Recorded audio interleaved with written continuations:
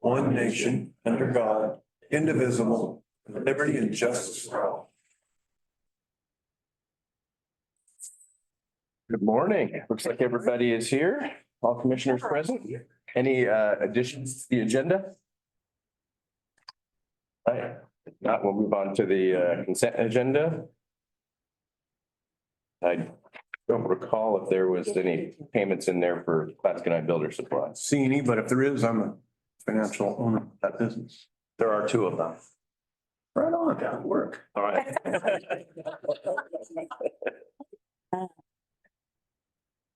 I would entertain a motion approving those items. I motion to approve A, B, and C. Second. Right, it's been moved and seconded. All those in favor? Aye. Opposed? Abstained? All right. Comments from the public, and it is my understanding that we have a new HR consultant, Sarah Stevenson. That's good name, right? Krista, has anybody else signed up on the speak? Is there no speaker there anymore? It's down below. Oh, It works. It does, okay. So I'll introduce Sarah. She was just gonna give a brief introduction. She's already met the commission, but she's coming in with, she's local. From here in St. Helens and is coming in with 20 years of experience in human resources, runs her own company, and we're very pleased to have her as part of the team.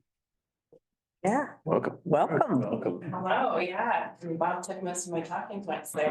Yeah. I've been working in HR over 20 years. I have a breadth of experience. I've worked primarily as a HR department of one, so I kind of know all of the things about human resources. I've worked quite a bit within the tech and high tech companies and industries, but I've worked across industries and really enjoy employee relations and all things HR. And I'm excited to support the board. Everybody who I've met so far has been delightful. Yeah, so any questions for me? What's the name of your company? Humane Resources. Oh, Kind of a play on words. yeah, nice. I've taken to calling her HR Sarah. Yes. HR, Here. kind of like doctor. Yeah, yeah, it's great. And when did you start? So I started my business officially actually a year ago yesterday. Well, congratulations. Congratulations. Be the hardest year. Yes. Yeah. Yeah. it's going well. Good, that's great. So glad we have someone local. Yeah, I've lived in Columbia County, majority, spent a little bit of time in Lane County, a little bit of time in Multnomah County, but I grew up here. I love the county. Great. Well, good luck.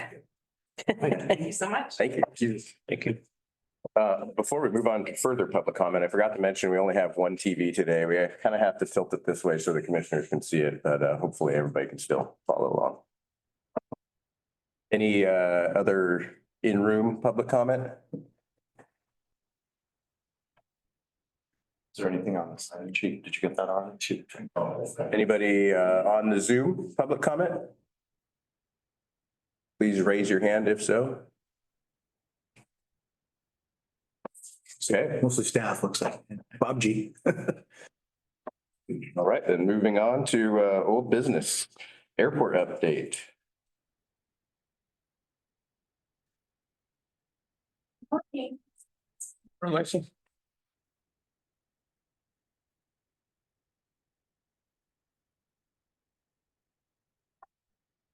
Board of Commissioners. We've been busy with meetings, grant work, and a handful of ongoing projects. So I'm going to walk you through some of the things we've been up to in the last month. You stop it there. It's not on the Zoom.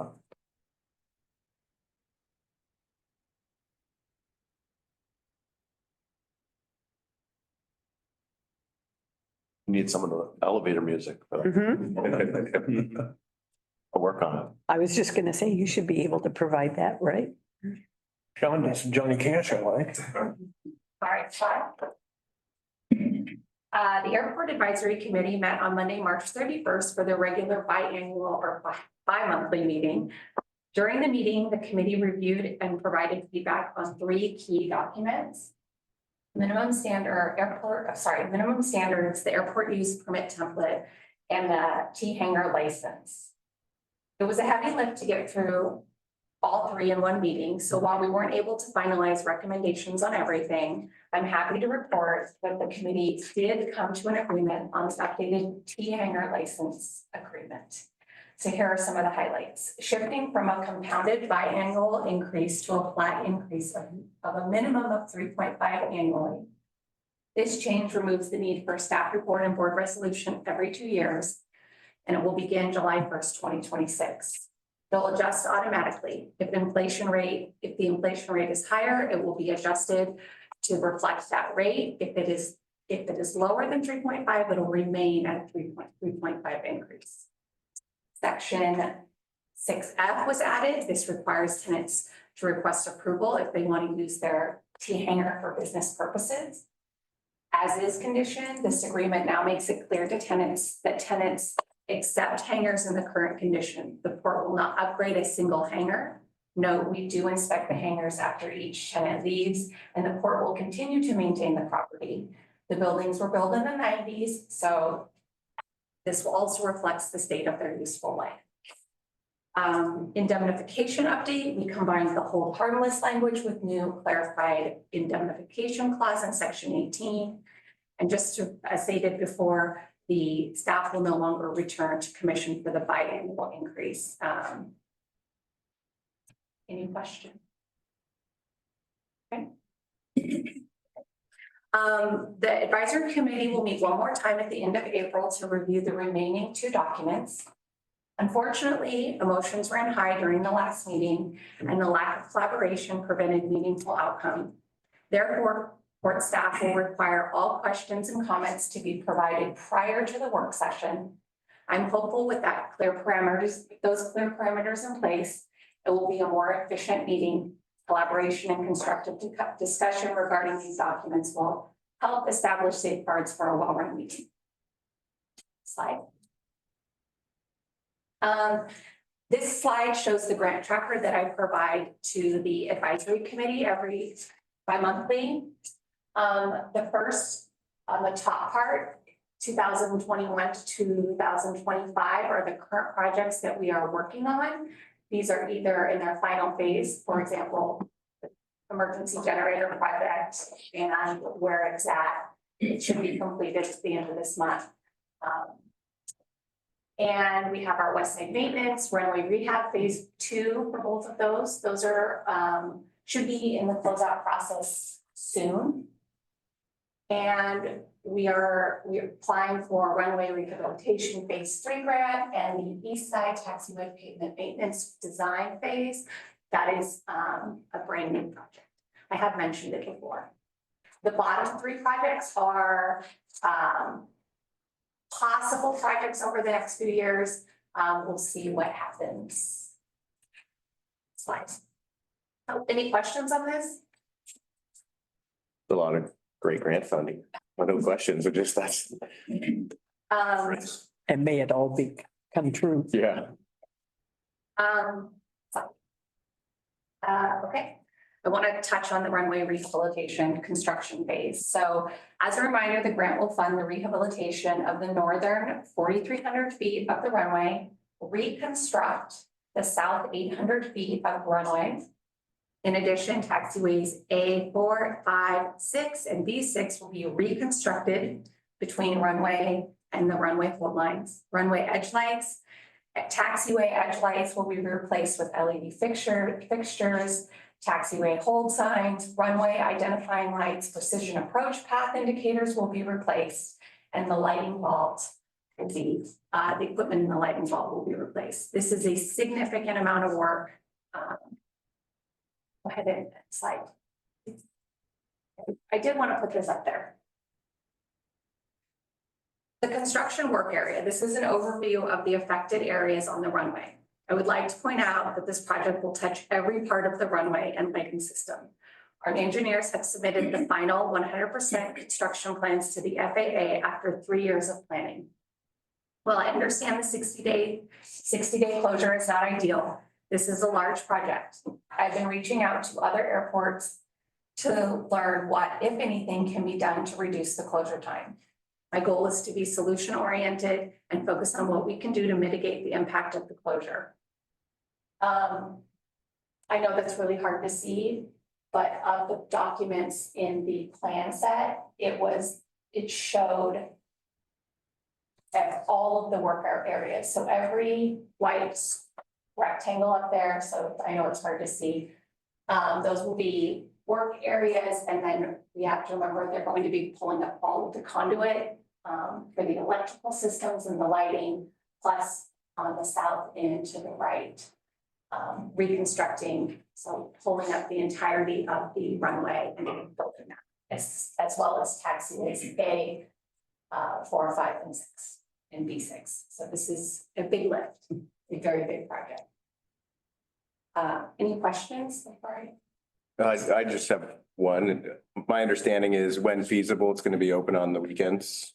Not right now. We Not- have not been approved by the FAA to do that. We are working, I've been reaching out to other airports, to see what they have done in the past to keep their airports operational, or runway operational during the closure. Whatever we do, we have to have it approved by the FAA. So if, for example, we were to have a taxiway open as a runway, that would need to be approved as a safe alternative for the FAA. We're working on it. I have a question. Is there any chance, obviously there always is with construction, of this being delayed for months and months? I mean, it's a 60-day closure, right? Yeah. So it's pretty much, but at any given time that could get delayed, right? I mean, or this like a pretty hard fast, they're confident they're gonna have it done in that amount of time, or? Because of the nature of the project, it being a runway and the FAA, I am confident that they will stick to their 60 days. The only thing that will hold them up during the summer will be when they have to do the slurry and the paving. Okay, This project is scheduled for the summer, next summer 26. So really digging up conduit and lighting and doing the crack seals and, the reconstructing, that should not be something that holds up the project. We all know paving is paving. And and I'm assuming that's why they want to do it in the summer, because of the paving, right? of course, yes. And I would like to say that there are some airports that are doing just paving, which is typically a 45-day closure, or a crack seal slurry, which is a 45-day closure. Aurora is one example. We have combined this project with the electrical, which is a really big deal. Our lights that we currently buy, those incandescent run light, they're very expensive. So moving to LED is going to be a money saver. But it's just the nature of the FAA being funding 90% of this project, ODOT funding the other 9%, and us funding the last 1%. So we're getting a lot of money to do this. Understood. Thank you. Also, it's important to note in terms of process that, as it says up there, we're just putting out the invitation to bid next month, basically. So we don't know yet who's going to do it. Correct. That was the next thing I was going to say. Bid documents are currently being reviewed by our legal department, and invitation to bid will go out in May. This is good. We can get a contract signed, get those, it is an invitation to bid, so it's lowest, most responsible bidder. But we'll get that locked in and those prices locked in. So, Okay. One question on the lighting, has that been, have you talked to the PUD about getting rebates for upgrades to LED lighting? no, but Should be eligible. And the other thing is, the 60-day is what the FAA is saying it's going to take. Is that correct? yeah, So if you haven't put it out for bid, is there a chance that the people who are bidding will find a way to make it faster than that? they could, likely, and we're looking, Sean and I and Amy are meeting with Century West, sometime in April. And we're going to see what it will cost. We will have to bear the cost of any extra time, long hours, night work, those types of situations. The FAA will not fund any of those things. Mhm. They will fund I see. exactly what the project. We're not, we're a tier 3 airport. You know, Well, I assume they know what they're talking about. that they. I think And I probably. believe it's our job to push them a little bit. Sure. And ask, you know, to make it go faster and see how much it would cost on our end to make it go faster. Right. We want to have as many options to limit the time of the closure as possible. Least impact as possible, but, you know, it's gonna be, the runway's gonna be better in the end, so it's. It has to be done. It has to be done. I know, I'm sure none of you have been down to the south end of the airport, but the cracks are, I mean, I can put my entire boot into. They're big, so. Slide. Great news, the emergency backup generators have been installed. They will be commissioned at the end of April. On the left is the tank and the lighting bulb, at the lighting bulb. And on the right is the Transwestern Aviation backup generators and their generator and tank. But this was funded by the Oregon Department of Aviation for grant and the board. Nice. Yes. Any questions? We had talk about the potential property acquisitions out there. Yeah, we have that on for real property for executive session. And I do want to personally thank you and Amy for the work that you did in the last advisory committee meeting. When you say it was a heavy lift, you are not underestimating it. And I hope everyone understands how difficult it is to sit in the position with the FAA on one side, the port's interest on the other, the users on the other. And so hopefully everyone recognizes our sincere desire to work with everyone to the best possible outcome. And I hope in the next meeting that is reflected.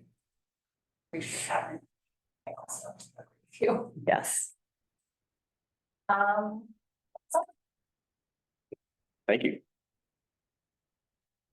Okay, Lignetics update. Thank you, commissioners. Good morning. As you probably saw driving in, there's smoke coming out of the new stack. It's been operating a little intermittently. Steve Nelson said they had some calibration issues with some of the updates. They had a lot more airflow when they fixed some leaks in some of the airlines. So that caused for some creation mixtures and I don't know if you've seen it, but they've been up and down occasionally. So they're working on getting things calibrated. The transformer upgrade project continues. It's not completed yet. They're still moving forward with that. Did not affect the scrubber install. Mike Sale, who was the face of Lignetics here in the last couple of years for the community outreach and things for Lignetics, has left Lignetics. So we don't know about his replacement yet. But also last year, Eric Lawrence, their environmental director, retired. So they're experiencing some changes. You may know that they're owned by private equity, and I don't know if that has anything to do with management shifts or not, but we look forward to meeting Mike's replacement and make sure that he's on track with the urgency with the neighbor situation here. And Kim's here today. We can see City Manager Kim Carver's with us from the Columbia City. Anything you'd like to add to that, Kim, or? Okay. So yeah, things are moving forward. They have switched mostly to barbecue right now, which I think they were fuel before. So most of their stuff is barbecue. They're doing some rehandling of kitty litter. One of their plants makes probably some wood-based type of kitty litter that you'll see, there's been a little more truck traffic, not a tremendous amount, but they're distributing it out of this site here. So they get it in, they're just storing it and shipping it. So yeah, things are happening over there. And they still have plans to expand the one line that he spoke about last year as well, that Steve had mentioned. So things are happening there. Lignetics. Any questions on them or? I do hope the change doesn't slow anything down. Yeah. Yeah. If any of you, I know a few of you have been over for a tour. Steve's really good about doing tours. We can line something up if you want to see how things are going over there. It's kind of a neat operation to see. So let me know.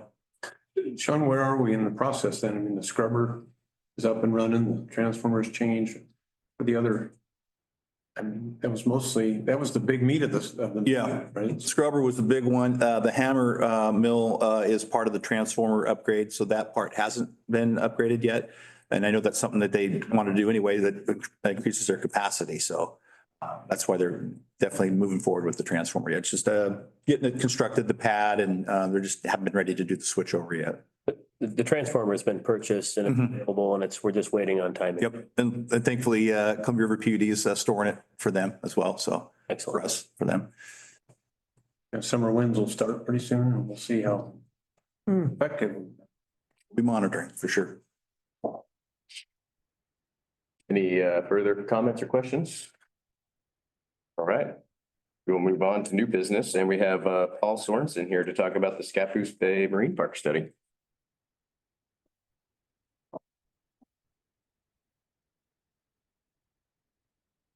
Morning. Morning.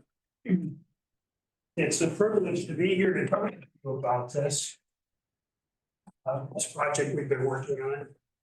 A little bit about myself. I worked for big engineering firms for about 10 years and then I started my own firm in 1986.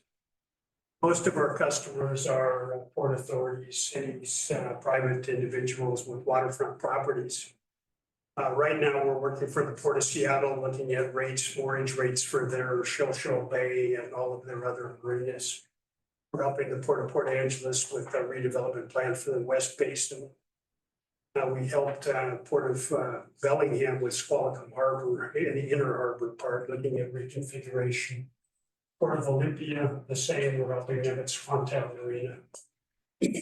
We've done a lot of planning work for the Port of Toledo, helping them get to their shipyard development, their strategic plans, and a number of projects like that. So from our perspective, you have to be really careful about how you do these projects and making sure that you're laying everything on the table. And that's the case here. Next slide, please. So the purpose of the study really was to take an overview of how the Scappoose Bay Marine Park is performing, looking at the assets, looking at usage trends, financial performance, economic impact, and then using those really to kind of dive into what are your options. And that's really what we want to talk about today. Next slide. So first, starting with financial performance. Next one. This is trends from fiscal year 2017 to 2024, and you can see that basically you were at around $400,000 up into 2020. That popped up to 500,000. Now, you know, we got a bump from COVID in 2021, and we're going to look at some of these statistics here. That coupled with some of the rate increases has led to that change. But, you know, other than those two plateaus, it's been pretty flat once you've established that plateau. So mortgage is consistently accounted for about 45% of gross revenues. Next biggest is campground use at 26%, and that's growing very, very slowly. And then parking and launch fees are third at 18%. Leases 8% and other 3%. So we like to think of these things as lines of business. And how are they growing? What's happening with use? What's happening with your rates? Have you established them properly? And how does that then relate to capital improvements? And what we're finding with capital improvements everywhere is that over the last 10 years, these rates are just skyrocketing. I'm sure you found that in the airport and all of the other things that you're involved in. It's even more so, it seems, for marine projects because there's a lot of permit issues and environmental changes that are leading to cost increases as well. So next one, please.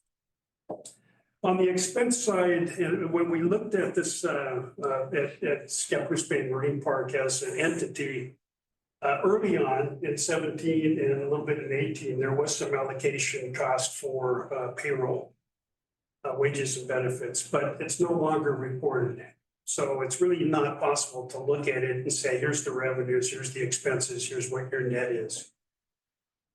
We know that the wages and benefits aren't there any longer, but some of the other expenses appear to be underreported as well. And we find that sometimes when you have like a global policy for insurance, trying to allocate that portion of it to that sector may be difficult. And the same thing oftentimes happens with repairs and maintenance. And what also has occurred to us is that a lot of the cost that we see in the port from admin has to do with paperwork. With taking care of the tenants that you have right now, with getting insurance papers, with having people pay their bills, all of those things. There are a number of different systems right now that provide online reservations. And they're taking, typically they've been for transient mortgage only, but now they're also working for permanent mortgage. We've been working with the city of Oak Harbor in Whidbey Island. And they've kind of switched over now. It takes a while to make these things work. You have to make sure that their system talks properly to your accounting system, so there aren't a lot of messes in between. And the tenants have to become, they have to be able to do it. The kinds of things that I hear from tenants are that they don't accept my bank, so you have to have all of those bases covered. But I mean, it's definitely a way that should be explored. And I know you're looking at it for reservations at the camp group too, so expanding that would be good. Next slide. This is the bottom line that's disturbing for me. I should also say that I'm an advocate of boating and marinas in general. I'm just ending a 2-year term as chairman of the board for the Northwest Marine Terminal Trade Association. They put on the Seattle Boat Show. There's about 700 private public businesses that are members of the group. We try to advocate the benefits of boating and everything else. So I'm saying this from the sense of love for those operations continuing. And this one is not performing properly. If we look at what your revenues are at $524,000, and we look at what the estimate is for operating expenses at $836,000, you've got a net income loss of $312,000 right now before depreciation, interest, expense, and overhead. Port staff estimate that the admin costs are about $237,000. So we're looking at right off the bat $550,000 in the hole. This is a problem. Next slide. This also doesn't include some of the larger projects we're looking at, right? It doesn't look at capital at all. This is just operations, operating expenses and revenues. So that's really the focus of the discussion, is that you're already in a bad spot. It really is a question about how much you can prepare for capital improvements. That's Is that just for 2024 or did you do previous years? we mainly focused because there was allocations the port staff did. So we looked at a snapshot for the most recent year. Yeah, but it's similar to prior years just by looking at kind of what the numbers are. This is the problem from the port standpoint. The marina accounts for about 8% of overall revenue, operating revenue. But it accounts for about 19% of operating expense. And if you look at the loss, it's chewing up 44% of your net income. Now, before any capital improvements. Yeah. This is a dire situation. And I think it's one that kind of need to reset and stand back and say, where do we go from here? It really constrains your ability to go for capital improvements and bear that additional burden on top of it. And that's what I'm going to get to here with the rest of this. Comparing you with some peer marinas, Port Townsend, Port Angeles, Port of Olympia, Kaministwa-Schuylkill, City of Warrenton has 2 marinas, Hammond and Warrenton, Astoria, West Marina, and Scavengers Bay. All of them have a positive net operating income. Now, in many cases, it's small enough that you still wouldn't be able to get a stream of cash flow that you could bond on or create big capital improvements. Even the ones that are at the $1 million range will have trouble with them. We're looking at some of these bigger marinas. And it's 20, 30, 40, 50, $60 million to replace these marinas. And nobody knows where that money is going to come from. The port itself, Seattle's wondering about that. Everett, that's what we're helping Bellingham with right now in Port Angeles. It's something where these marinas are all, I guess this one's what, 25, 30 years old. Most of the marinas in the Northwest are 40, 50, 60 years old. And they were built with really good wood, so they're holding up, but they need to be replaced. And as they're replaced, they're having to use different systems and it's costing. So there's a real question about how the whole industry moves forward and actually takes care of this. But you're significantly below them, and it's just a real cornerstone right now to try and figure out where to go from there. So we looked at your revenues and it dove into rates. Your rates for this 25, 30 open and 30 covered have increased about 2.5% per year. CPI during that time is 3.6%. So you're under CPI. What we find most marinas paying it at CPI or plus. Port Angeles had been doing CPI plus 3%. And that was in order to build up reserves so they can make some of the improvements that they need to have. Other private sector firms that we do not only look at what their rates are growing at, and you can, from yourself, benefits and payroll, insurance, all of those costs are increasing at higher than CPI. So it's looking at what your return on investment needs to be. And from a port perspective, it really is what sort of revenue do you have to have in order to establish that net income that allows you to do something. So we think that you should establish a process for rates right now. Next slide. Looking at open slips, we looked at a variety of marinas here in the primary area, Cuddy's Big Oak and Landing, Rockford Marinas, Captain's Marina, and St. Helens Marina. Then we looked at other pure marinas, mostly public, and then the Portland marinas. And so you can see you're the red bars and the other ones are the black and gold and green. And in all cases for open rates, you're significantly below. For 20s and 25s, you're charging $444. For the 30s, you're charging $580. Your competitors are charging more. And you should establish it. So if you're looking at this in terms of what they're doing, you should look at raising those rates. Next one. Covered slips is the same, but it's a little different in that you're closer to it. A 30-footer is $730 a month here, as compared with $8 at Columbia and $943 at Campus Washington. So again, you're significantly below. Next one. We looked at boathouses. Boathouses is where we found the biggest differential. You charge on a square foot basis.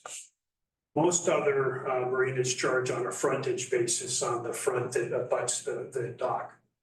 And what we find is that the comps range from $14 to $19 per frontage foot for those marinas. You're at $642 to $1560. So you're way below market for the boathouses. Now, this is going to become important as we look a little farther down in that the most important issue you have right now is dredging. So we're trying to look at, what boats need and facilities like floating boats and boat houses. What kind of water depth do they need as compared with 20-foot boats, 30-foot boats without a boathouse, just in a slip? I think this is where you need to think in terms of where you might be able to do something. The market is tight for boathouses and for floating homes. So this is going to kind of make it tough to figure out what you can do. But on that, I think you need to establish that you need to look at the good of the facility. And you need to take that into account compared with what costs are associated with making it so those tenants continue to be here.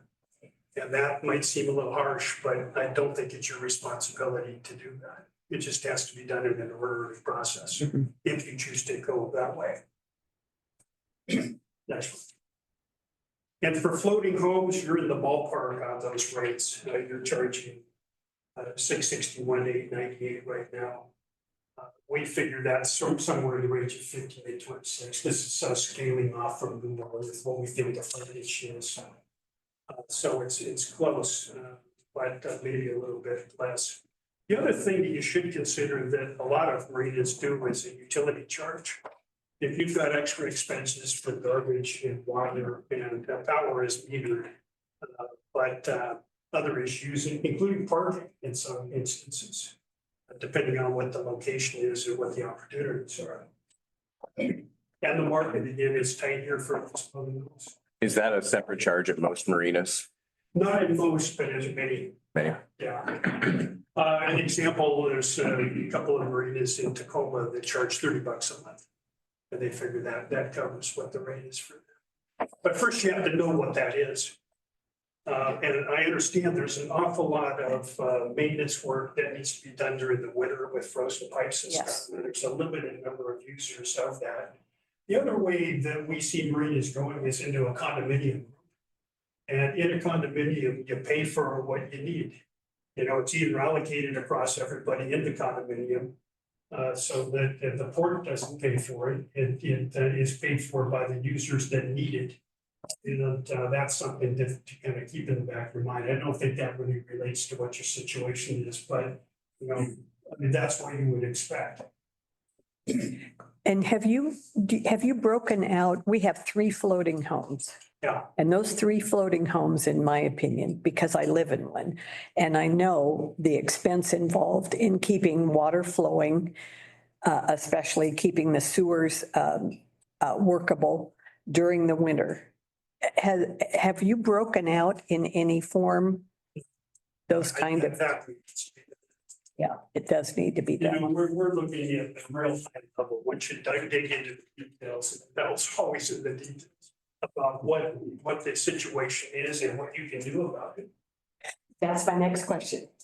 Have you worked with any marinas as far as moving away from floating homes and relocating floating homes? Or how do marinas work with it when they decide that they're no longer going to be servicing floating homes?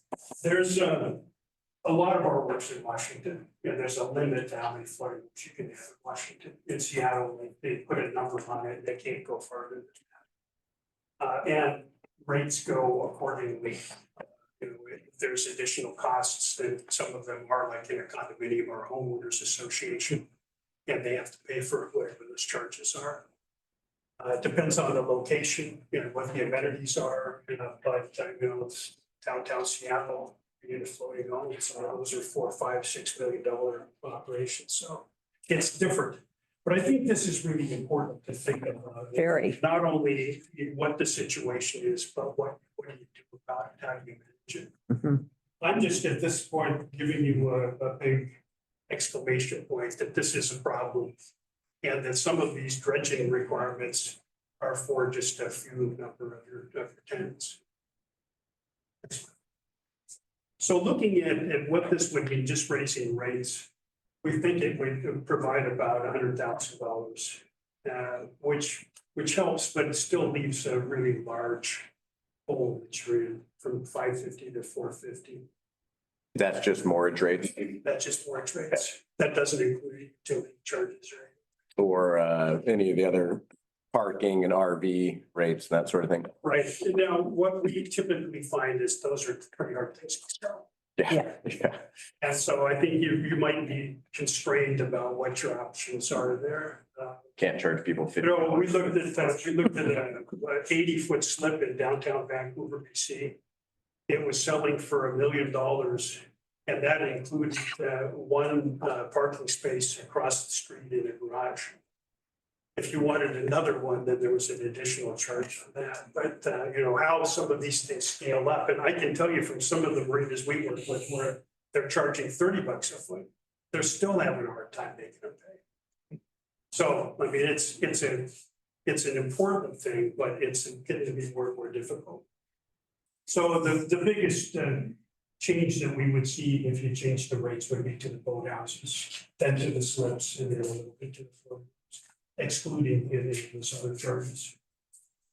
Okay, next slide. So changing to usage and economic impact, we've got some slides to show you.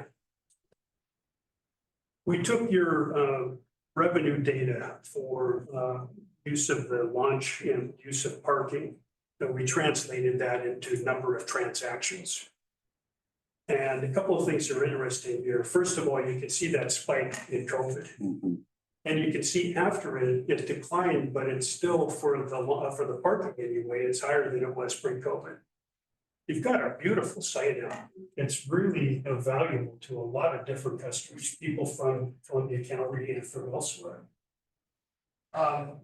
The launch is a little different, and we're not sure whether that's the condition of the launch or the availability of fishing. But it's declined to a lower point in 2023. And we stopped at 23 because the rate system changed.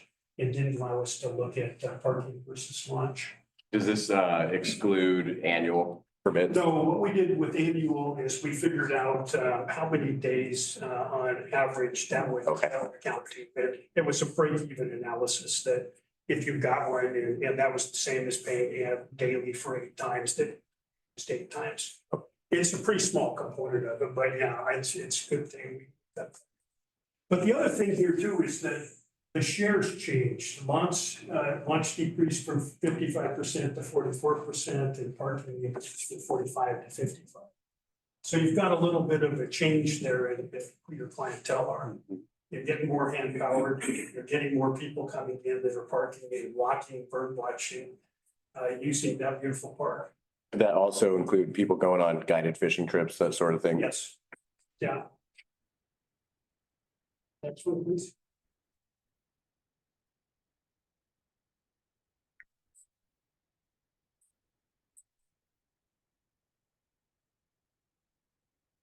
Okay, so we used 1.8 persons per transaction, basically, to estimate how many user days this was. Now, this is backed up by a couple of different studies.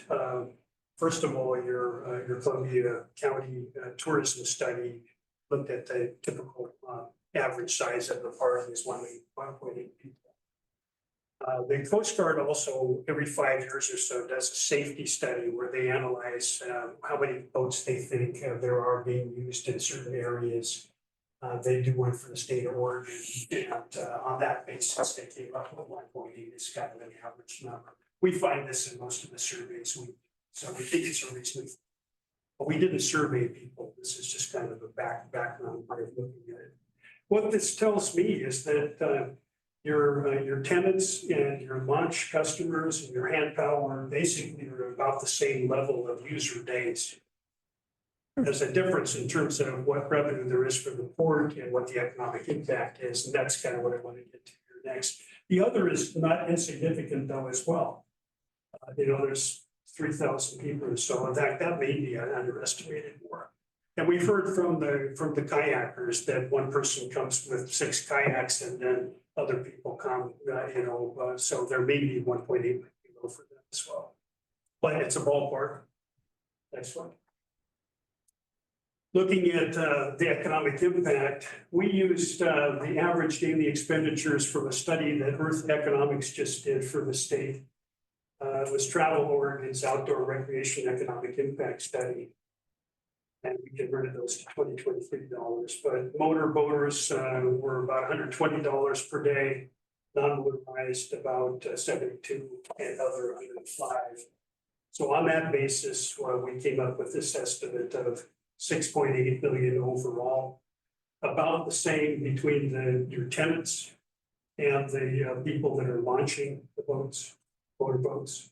1.4 million for hand powered and 300,000 for other.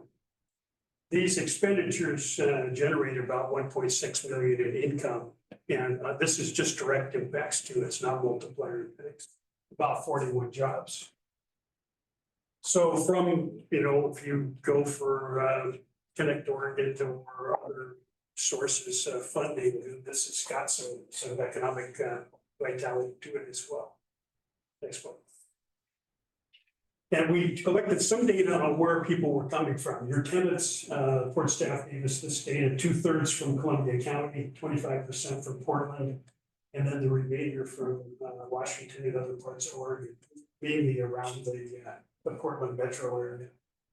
Next Adventure also gave us their tenant base. Good. And they have 13% from Columbia County, 63% from Portland. Washington and Oregon, not too far away from the Marina tenants, but this other is about 30 states in a couple of provinces. It's Massachusetts and Texas and California and Alaska.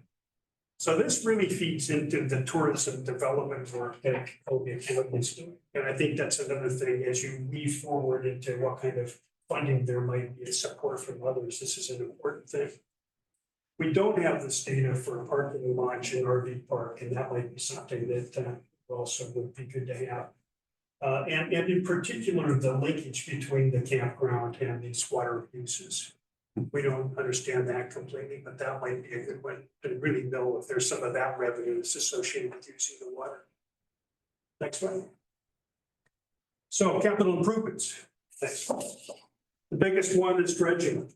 You had a study done in 2024 by Lower Columbia engineers. And this just shows 22 and 32. You can see how shallow everything's getting, including right in the middle of the Marina. And this side down at the bottom of the chart is already very shallow. So you're losing a lot of that water depth. And next one. We looked at some of the NOAA charts, and from the mill out in the channel, it looks like there's plenty of water right now on average. Next one. Get there. But if we look at between the boat ramp and the channel, there's already several places where there's also a problem. So when these numbers that we're going to talk about with dredging are presented, we don't know how far into the channel. It didn't look like it went very far into the channel. So there's additional expenses. Now, I kind of look at this from the perspective of you're looking at a residential development or a commercial development, and you're considering what you can use with it. I put the marina that way too. Really what you're selling is space in the water for access or for moorage. You have to have access. If you don't have access, it's like building a residential complex without a road to it. Or if you're building on dirty dirt and you've got to get all of that out of there. There are other additional costs associated with capital improvements that are something that you have to be concerned about. And this is a big one. Making sure that you really understand what the issue is and how quickly it's happening. Next slide. It's 2 inches a year, according to Lower Columbia engineers. So without dredging in 20 years, minimum water depth will be negative with water level at Columbia River datum. Now, this is a problem.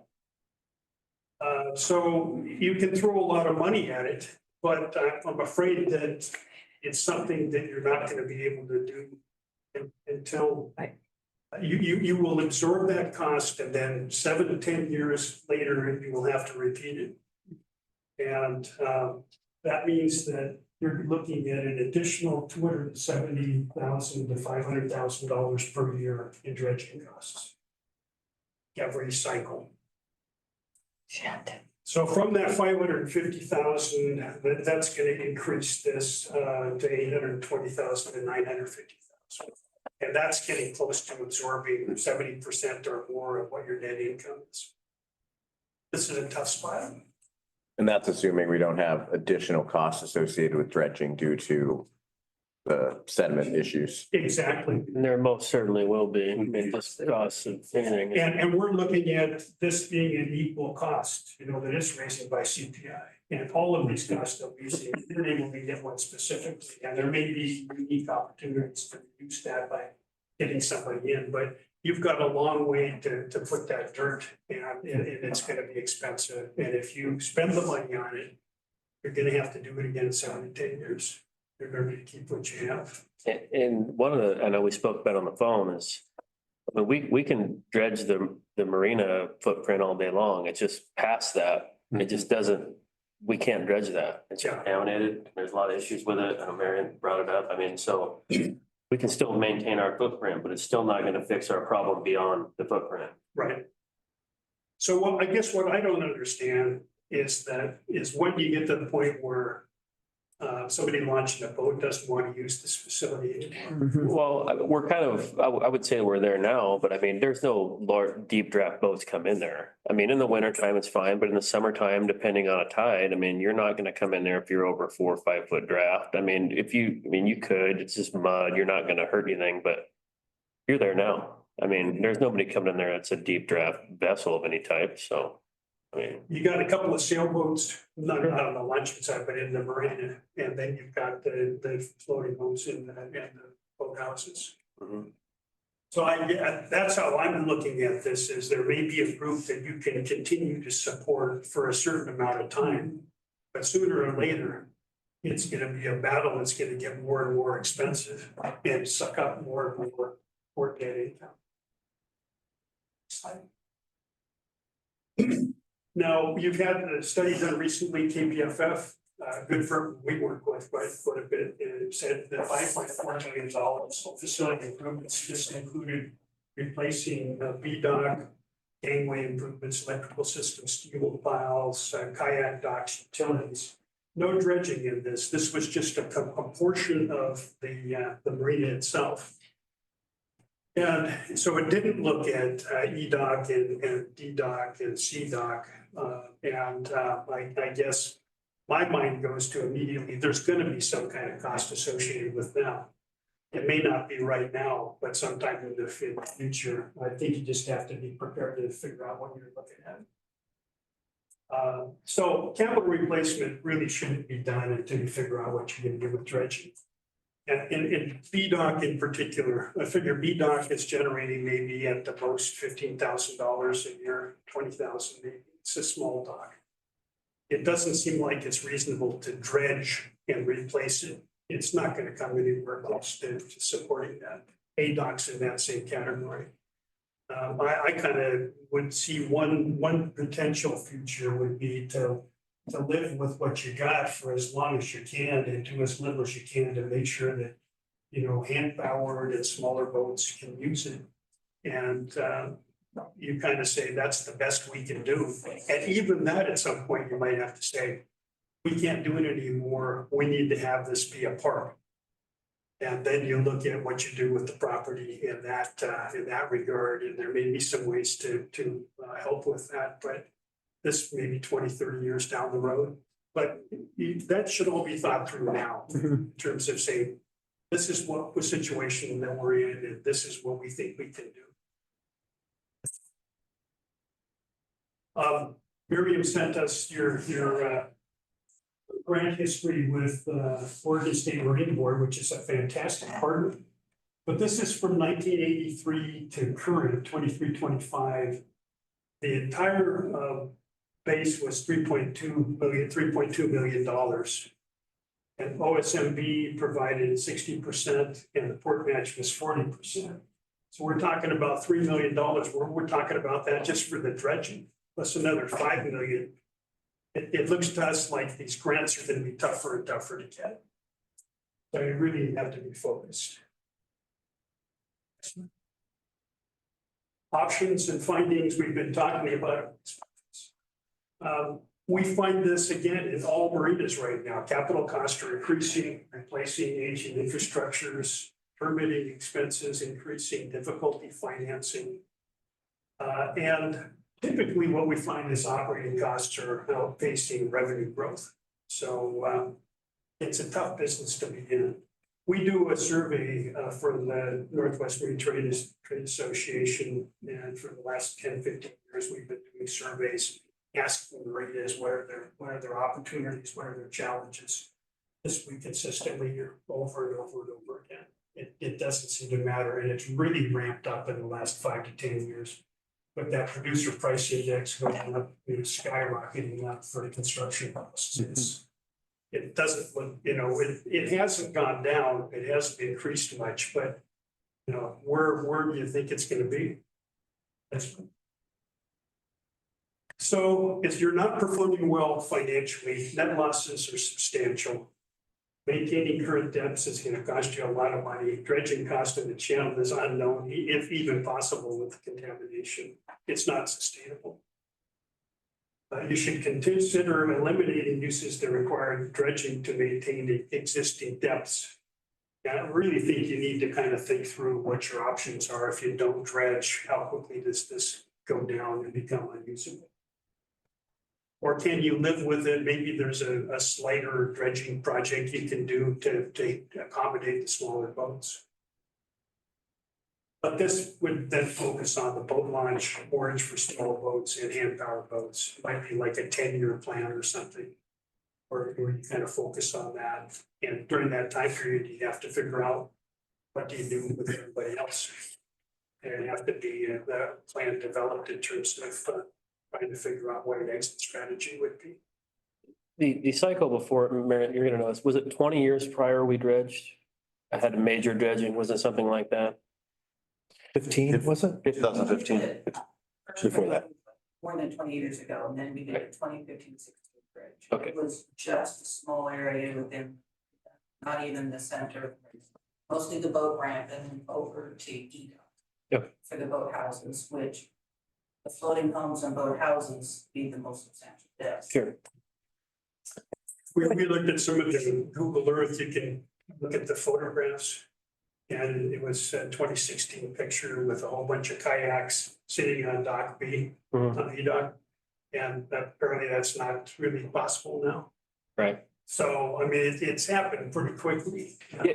It'll be really interesting to monitor. I mean, obviously we have to, but the channel, just like I was saying outside, that depth, the marina after time will fill after high water comes in and tide shift and reflect that as well. Yeah. The big question is, will the water depth maintain itself enough for power boats coming in and out? I think it will, but it's the floating homes, like that's gonna be the issue. I think it's critical to analyze that for all uses. Are you throwing good money after bad? And it's just something you can't control. Or if you get into that dirty dirt, then that cost of the dredging skyrockets. It's really tough to get any matching grants for dredging. Now we're working with the city of Oak Harbor right now. They're hoping that they can get the Corps of Engineers to take over some ownership on that.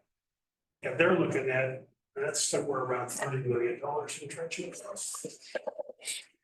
So we're trying to tell them, you need to think about other kinds of uses, but they're reluctant to do that. I'm just thinking you have to be really wide open, eyes wide open. This is going to take some changes. So we did an analysis that looked at for revenue to the port and economic impact and depth requirement. If you decided to not have boathouses, sailboats, and floating homes, looks to us like that would be a reduction of your gross revenues by 18% and economic impact by 8%. That doesn't come anywhere near to the kind of bumper that you need to have in terms of those water depths in order to pay for the dredging. And if you establish then what your plan is for dredging, then that's going to lead you to what you do with the other part of it. It could be that you just give up out to sea dock and you have maybe if you do some dredging, it's out maintaining the C, D, and E. And making it so that if you do something, Miriam tells me you've got to over dredge and then put a foot of soil on top of it, sand on top of it. So you're not even, you're paying for dredging that doesn't even get you the additional, but it's part of the cost. Next slide.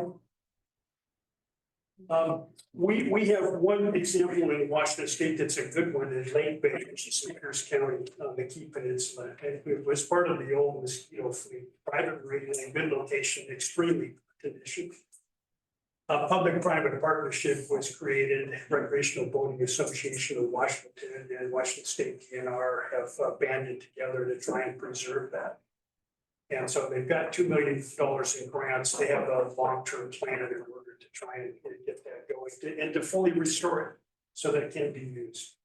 They don't have a problem with dredging, but they have a whole bunch of floats that are falling apart and they need, other kinds of utility improvements, road improvements, parking, all of that. So getting a public partner, I mean, this is another thing maybe you should think about. There aren't any state parks in the county, as far as I know. Maybe there's a way to say, look, we can help transition that and at least think about that as maybe it's something that isn't in the best interest to report or the affordability of it. But that's my presentation and it's a lot to cover. They aren't easy decisions. I think we've at least kind of hit the tip of the iceberg in terms of what you're dealing with. I really needs to have some outreach to the customers. Saying, look, this is, it sounds like you've done that with the airport, with the agencies and the customers and yourself trying to figure out, what's realistic for the port to do? What can you afford to do? And you want that to be the best thing that's possible. I mean, the facility looks great, done a lot of work. And maybe it becomes a non-water oriented facility and it's a park and then it's not the end of the world. Maybe in longer term view, you do another boat ramp somewhere else or somebody working with someone else and they do it. So that's served properly in the area. We have lightly discussed that and it's the bad thing for the community is this is the only boat launch pretty much. Yeah. So it's, I know, obviously loud and clear on the dire straits of financials here, but it's a real possibility. It's something we have to look into. I mean, this is a big deal for the community. And I know we have done a lot of outreach and it looks like we're gonna have to continue to, and then have a hard look at what you presented. Well, I hate to be the bearer of bad news, but I find myself increasingly in that. No, I understood. Thank you. Yeah, listen, my pleasure. It's been a privilege working for you on this. I hope it's of value. Now, this is exactly what we needed. Yeah, it is. A bit of a sobering presentation, but this is the sort of information we're looking for, so.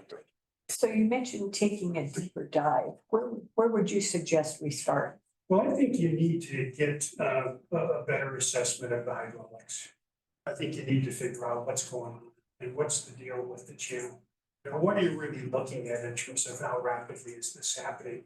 A little more analysis on that standpoint, so you can say, look, this is really more specifically related to, it just kind of would build on what the engineers has done.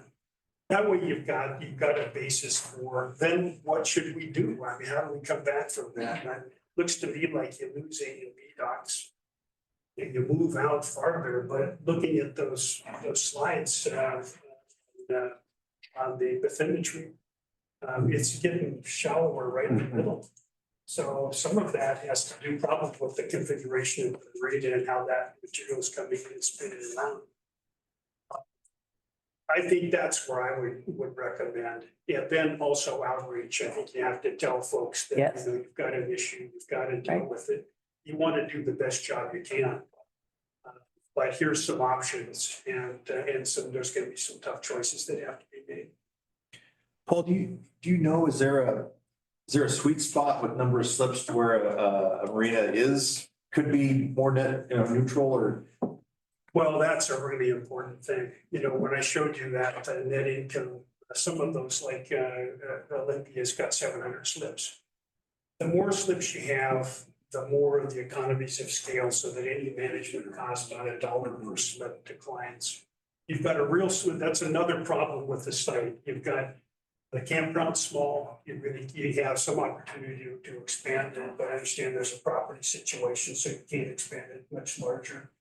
And in the marina, you don't have the ability to provide more slips.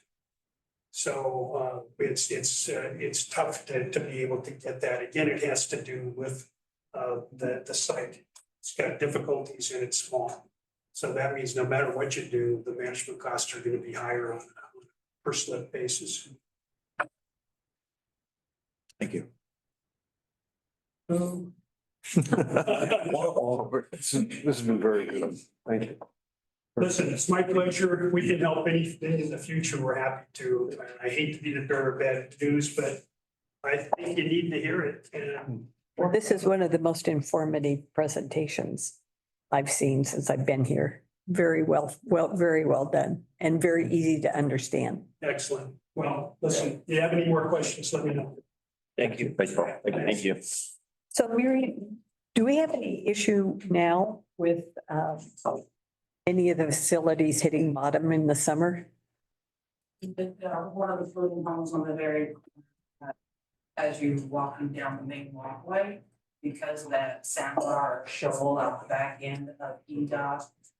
We need a greater depth of water. But we need, as you attach to EDOT, it's deeper, but then the back end of the floating home reaches that sandbar, that shoal area. So that is often in the mud every summer. And then it's the front of the floating home is thick. So that's part of our 2015-16 dredge that we did, was to try to alleviate some of that problem with the floating homes and boat houses out into that shoal area, sandbar area. And it's already a problem again. So when you say they have plenty of water in the front, but not in the back, are they tipping? Yes, they. Okay. To what degree? Depends on the summer, the level, the tide. It's very. Sure. But right now, we're looking at about 8 feet water. The reason is they've got, you say 2 feet of logs, there are 3 layers deep on floats, that's 6 feet. And then you need some space there, Sure. so the 2 floating homes on the corner are. And the one on the very far corner has always been at risk, it's always been left. And those are the homes with the actual tenants in them, good full-time residents, correct? Correct. Yeah, okay. So there's Right. utility. But the boathouses have not been an issue. Have not been informed of any, for example. Oh, that's good. E9, I think that's Mike Jones, his is very long. Normally would be in that sandbar area, but he's further out towards the town. And so there's more depth as you go that way. Mhm. Slightly more, and his isn't 2 stories, so it doesn't need as much floats underneath. So, the ones on the other end, the floating homes themselves are. Do we have any idea of the inventory of available spaces that homes could be moved to? Probably. I think that would be a good idea because I'm not actually aware of any. And that I think is our biggest problem is where do we expect these people to move to? It was mentioned that perhaps in our discussion on the study that should we decide to relocate or assist in relocating those floating homes, that there be like a 5-year plan to do so and give enough notice and assist them in finding a place to greenhouse. Right. But a good 5-year long plan for that. Thank you. One question, would next steps on this be bringing this to the advisory committee to inform them and kind of get some feedback? You did invite them. I did see that, yeah. So we sent an invitation to see if anybody was able to zoom in. But at our next meeting, we'll bring all of this study, the results and discussion at our next advisory committee for the Marina. And then perhaps after that, then we maybe need to put together a sort of a plan with professionals and for staff and some advisory committee members, that professionals, meaning those that have experience in situation and let's offer some help. Yep. Well, thank you for all your work on it. Not great news. Well, we have something more exciting on the, a little lighter anyway. Yeah, we have an airport advisory committee appointment, so. Exciting. Yeah. Motion, say hello. You better.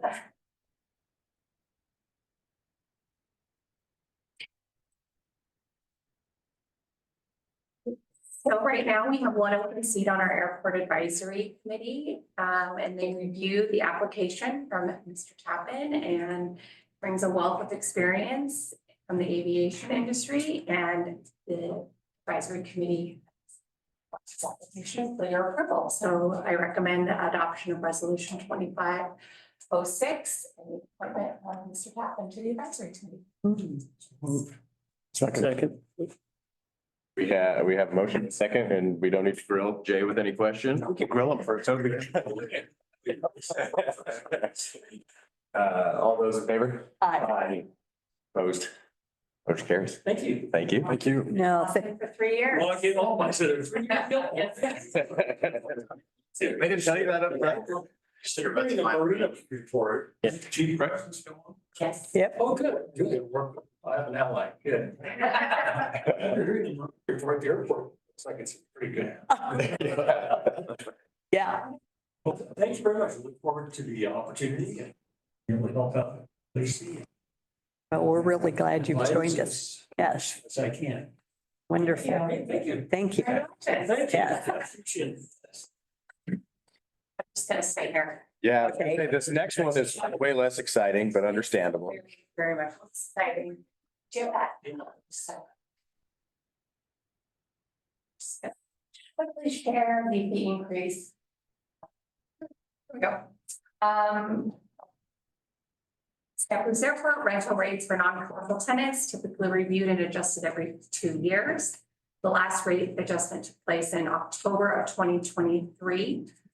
For this current cycle, our finance team calculated the 2-year consumer price index, and CPI shows a 6.3% increase. This proposed 6.3% rate adjustment was brought to the advisory committee during our March 31st meeting. After reviewing the data and having a thorough discussion, the committee voted to support the recommendation to increase the non-commercial rental rates at 6.3%. Recommend the adoption of resolution 2507, adjusting the non-commercial T hangar rental rates effective July 1st, 2025. And here's the increase. Our current rates on the left, the adjustment and the new rates. So the advisory committee probably wasn't excited, but they understood the need for it. They were fine with it. They were tired. One of the comments was, it's still cheaper than a storage unit was one of the things we heard. They really didn't blink an eye. Would you agree with that? I would agree. Yeah. That's for 25. And then next July, we will increase to 3.5% or whatever. We're gonna get back to annual instead of every two. Okay. Yeah. Any questions for Lacey? Move to approve resolution 2025-07. We have a motion and a second. All those in favor? Aye. Opposed? Motion carries. Thank you, Lacey. All right, we have a fiscal year 2026 operating budget discussion. All right.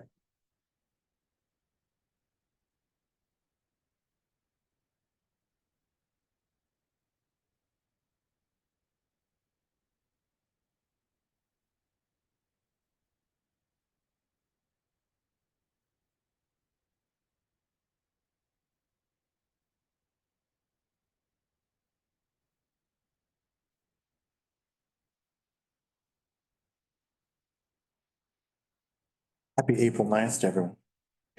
What's that? Happy April 9th. The sun is out. It's not raining.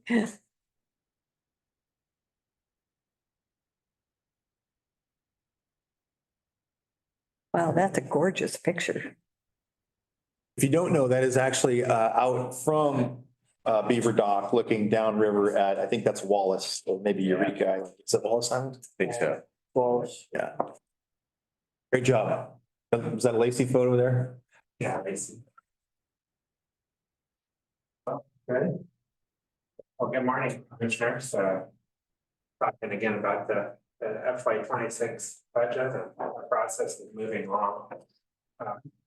Our last commission meeting, I spoke about our capital and major maintenance budget priorities. Today, we'll talk about the port's operating budget in general terms, and from a longer term risk management perspective.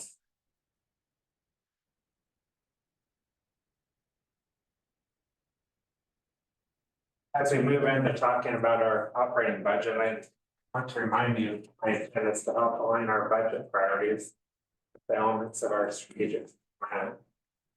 What is our goal today? Our goal is to gather your feedback to help guide us in developing the port's proposed FY 26 budget. This presentation will be more high level and be focused on risk management later this month. We'll move into reviewing more detail for our budget committee. We may have one or two meetings depending on what the budget committee decides to do. So as part of my presentation today, I'll be asking questions and some potentially challenging questions. I'll begin with your role as port commissioners. What is your role as a port commissioner? I asked rhetorically. I was gonna say, is that the first question? Think of yourselves as pilots of a 747 airplane. It's specifically the dashboard and windows above. Your view is out in front, navigating the direction of the plane as opposed to looking at the ground underneath. As you travel along, we, the port staff, are the technicians and service providers managing the internal workings of the ports and maintaining operational components of the aircraft.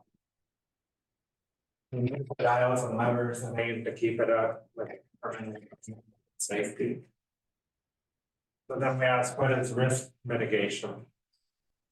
Risk mitigation is the process of reducing the likelihood and impact of potential risks. It's a key part of risk management. It helps organizations prepare for and respond to risks. Reducing our exposure to unforeseen risks and being prepared to respond to opportunities leads to operational resilience. Our strategic plan helps with risk mitigation also. The strategic plan reminds us of our strategic priorities, help us maintain and not wander off course. When we talk about the budget, it's an extension of our strategic plan. We intend to travel in that direction. Our pipeline, so to say, to implement and manage elements within the plan. In addition to risk management and strategy, I would like that you consider what your legacy as a commissioner will be for future generations. How will your leadership benefit the future of Columbia County and the region? What are your aspirations? How do we get there? We're in a position to lead the port through our strategic planning and budgeting processes. That's where we are now.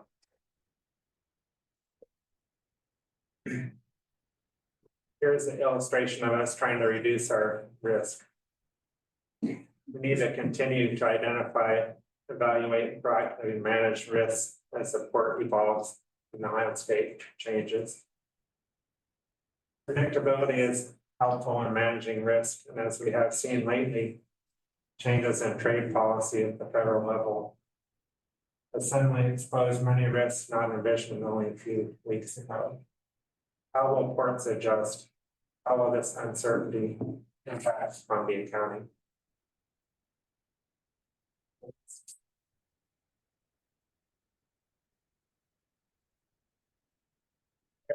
Get there, well, one step at a time. Here's where we've been. In December, I provided a finance update, navigating the course. followed by our capital and major maintenance budget review last month. On April 29th, we have our first budget committee meeting. The second meeting scheduled for May 13th if it's needed. As a reminder, these meetings are not on the same days as our commission meetings. The meetings are scheduled to begin at 10 a.m. Maintain our schedule, we will hold our budget hearing and adoption on June 11th and file our budget with Columbia County thereafter.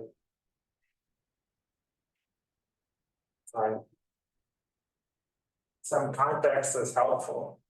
And I was curious, and I look back at the budget resolutions from every year since, well, not every year, every 10 years from 1945 through 2015. So 45, 55, 65, 75, 85, 95, 05, 15, hope I counted that right. But, yeah, I read through them and it's very interesting to read and kind of some context on the history of the port. So, you know, where we've been the last 80 years, where are we gonna be in 10, 20, 50 years from now? So that, again, looking out into the future is important, kind of knowing where we've come from is important as well. Next slide. Here's another familiar slide from my December presentation, which identifies the port's net position. That's assets and liabilities on our balance sheet. The dollars are on the left side and the blue bars represent the port's net position at the end of each fiscal year. Net position represents the difference between the port's assets and liabilities. Overall, you can see the port's net position has been flat and slightly declining from 2019 to 2022. In 2023, the port was required to book a liability related to a record of decision abroad on the environmental cleanup required at the Pope and Talbot site. The environmental cleanup liability in 2023 was 19.6 million, which was further increased to 22.1 million in 2024, and may be increased in future fiscal years. Our financial position has been negatively impacted by recording this liability. Although this is not related to the operational budget directly, the reduction in our net position of this magnitude is material, will weigh on our financial condition going forward.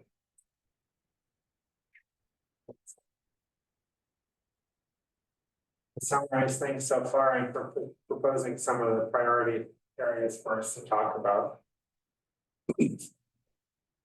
How will we grow, diversify and stabilize our revenue?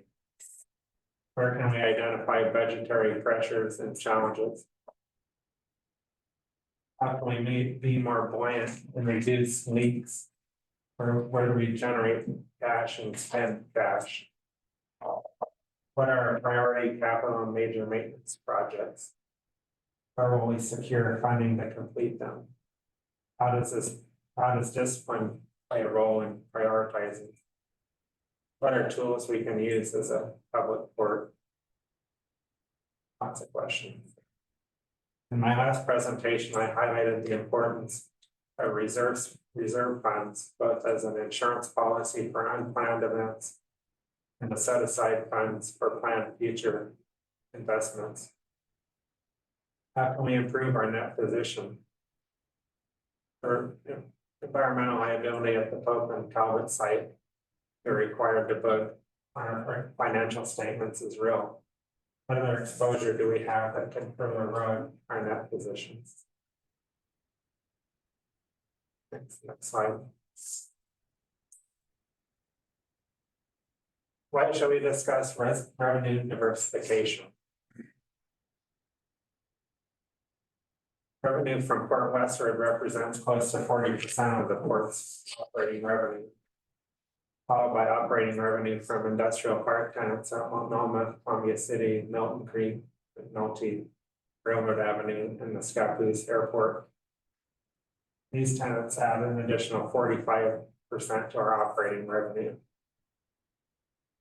This total of approximately 85% of operating revenue comes from two major business lines, our marine terminal and our industrial tenants at the port.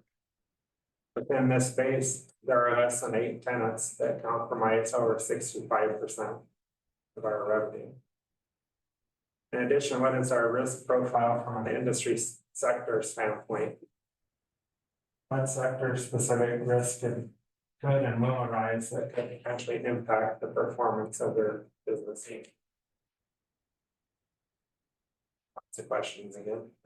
By investing in capacity, I'm referring to investing in projects that are impactful in creating residual value in terms of our local economy and revenue generation for the port.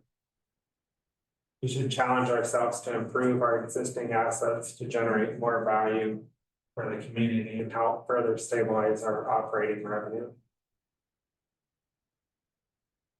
Next slide.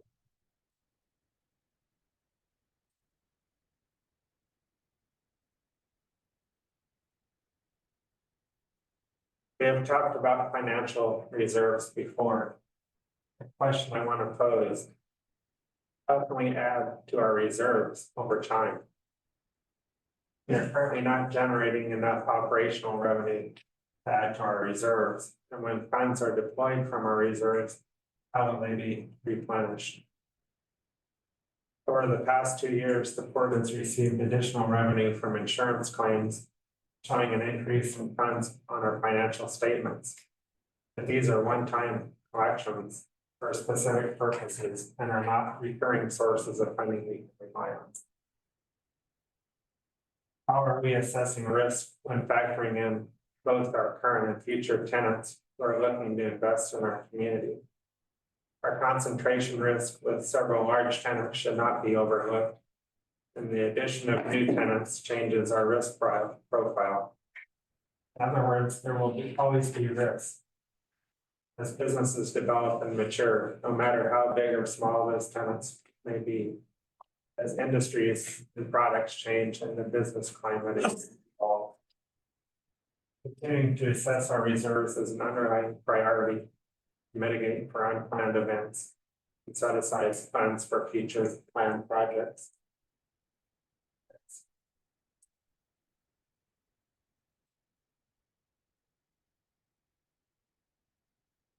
Okay, so the financial plan section of our 2024 strategic business plan contains elements required by the state of Oregon, specifically item 9D of the strategic plan template. The section is 9 pages and includes a recommendation to create a financial policy, which I plan to present for your consideration within this calendar year. They also recommend defining our financial reserves, establishing a debt service coverage ratio target level, a contingent liabilities asset replacement section to set aside funds for these purposes, and a section on pursuing external funding sources, such as grants and general obligation bonds to improve port infrastructure and assets.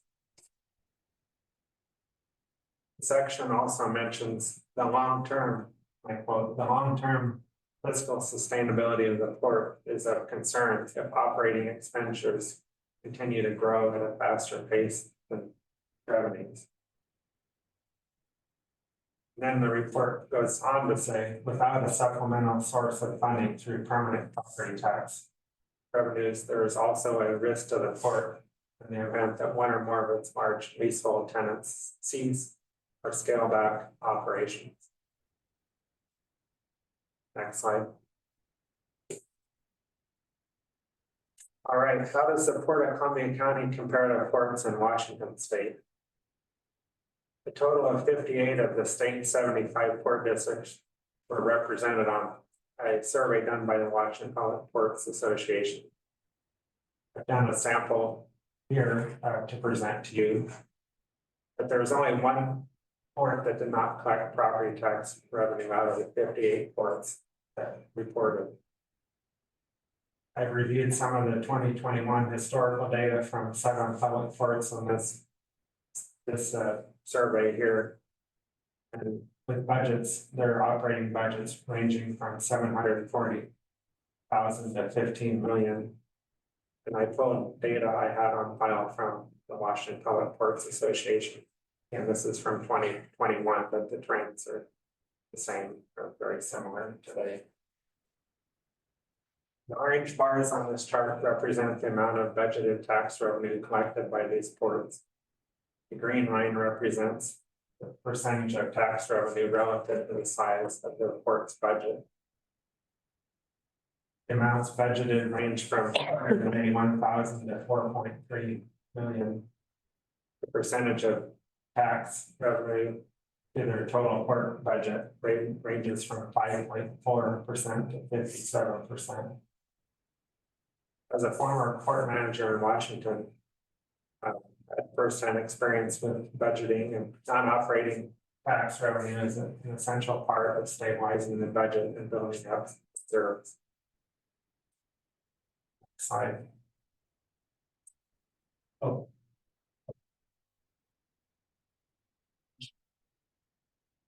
There's also a average and median port tax and tax rate based on the numbers above. So you probably read that while I was talking, but now we'll move on to the next slide. Now we'll look at Oregon ports.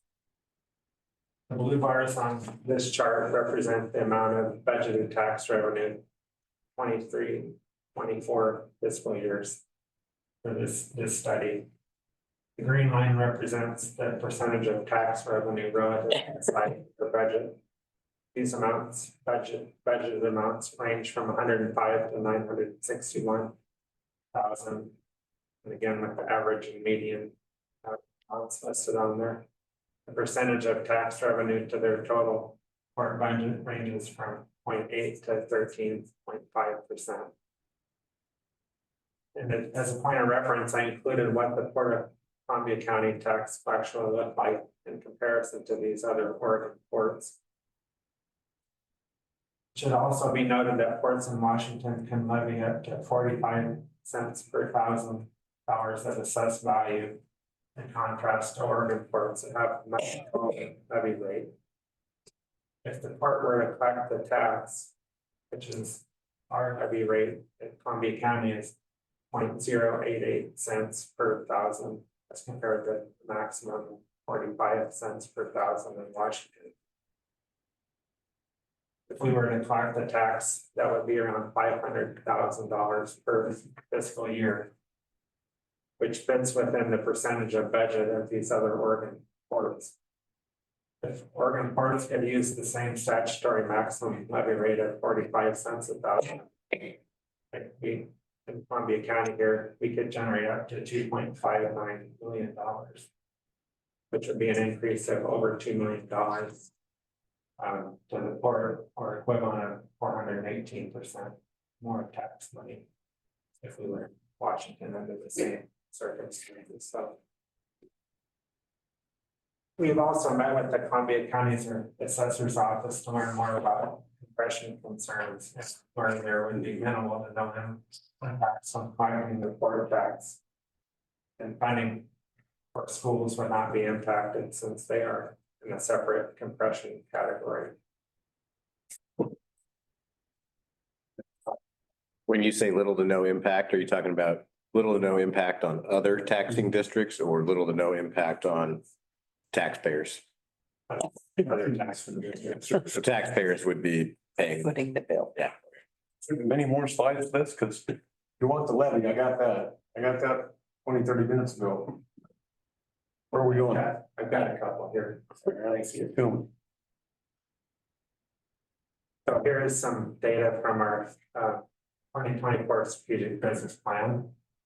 And you can see there, you've been through that before. I'll skim and summarize this a little bit, but we generate a lot of economic impact and jobs. So we want to continue to grow and be more impactful to provide for growth as we invest in the future.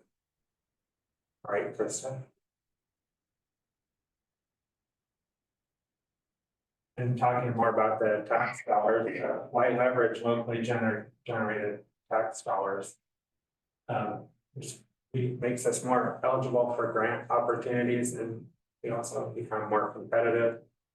We have environmental and site remediation challenges that are expensive.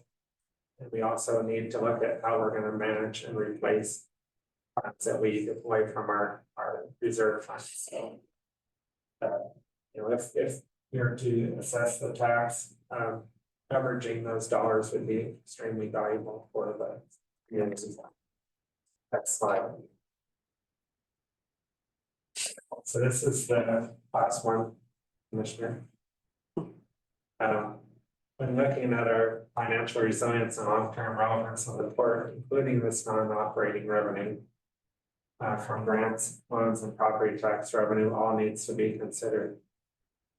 Just summarizing, looking at things from a risk management perspective, we need to strengthen our risk profile, and this would help do that. So last year, the budget committee comprised of our citizens here in Columbia County unanimously recommended collecting tax revenue. And they may do so again this year. As staff, we are here to represent you, and your leadership is important. Right? As you're in the cockpit of the 747, we need your direction on the budget, and we want to know what to propose to the budget committee. You're here to follow your lead. And so, in 50 years from now, what will the port look like? How about 3 years and 10 years? How do we manage this? How do we continue to improve our financial strategy? How can we leave a legacy for future generations? I welcome your feedback at any point in our budget process. So, questions? Thoughts? That's a tough one. Yeah, One thing that you got. Tax base was not abandoned. We have a tax base we can levy. It would take a year, but you do have a $500,000 reserve fund in that. It would take the next year to levy it, but I didn't get rid of it. I just didn't levy it. Right. I was really proud of that because some of the growth we brought to the county was able to fund some of that, so.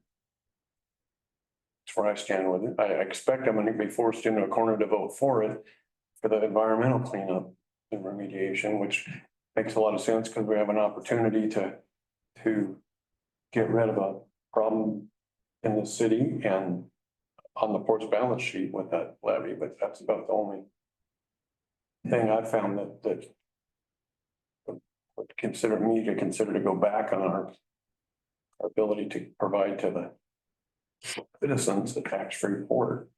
I think it was something to be proud of. So that's where I'm at. Yeah. DEQ is including that in our ability to pay.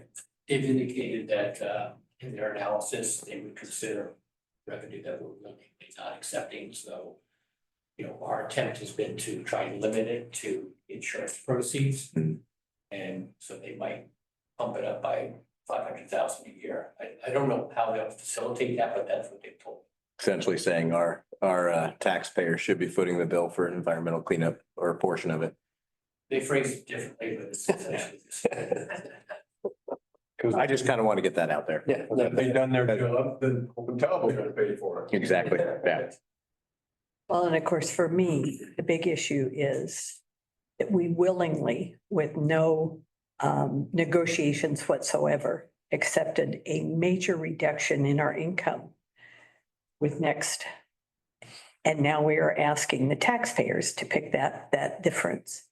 I have a real problem with that. I hear you.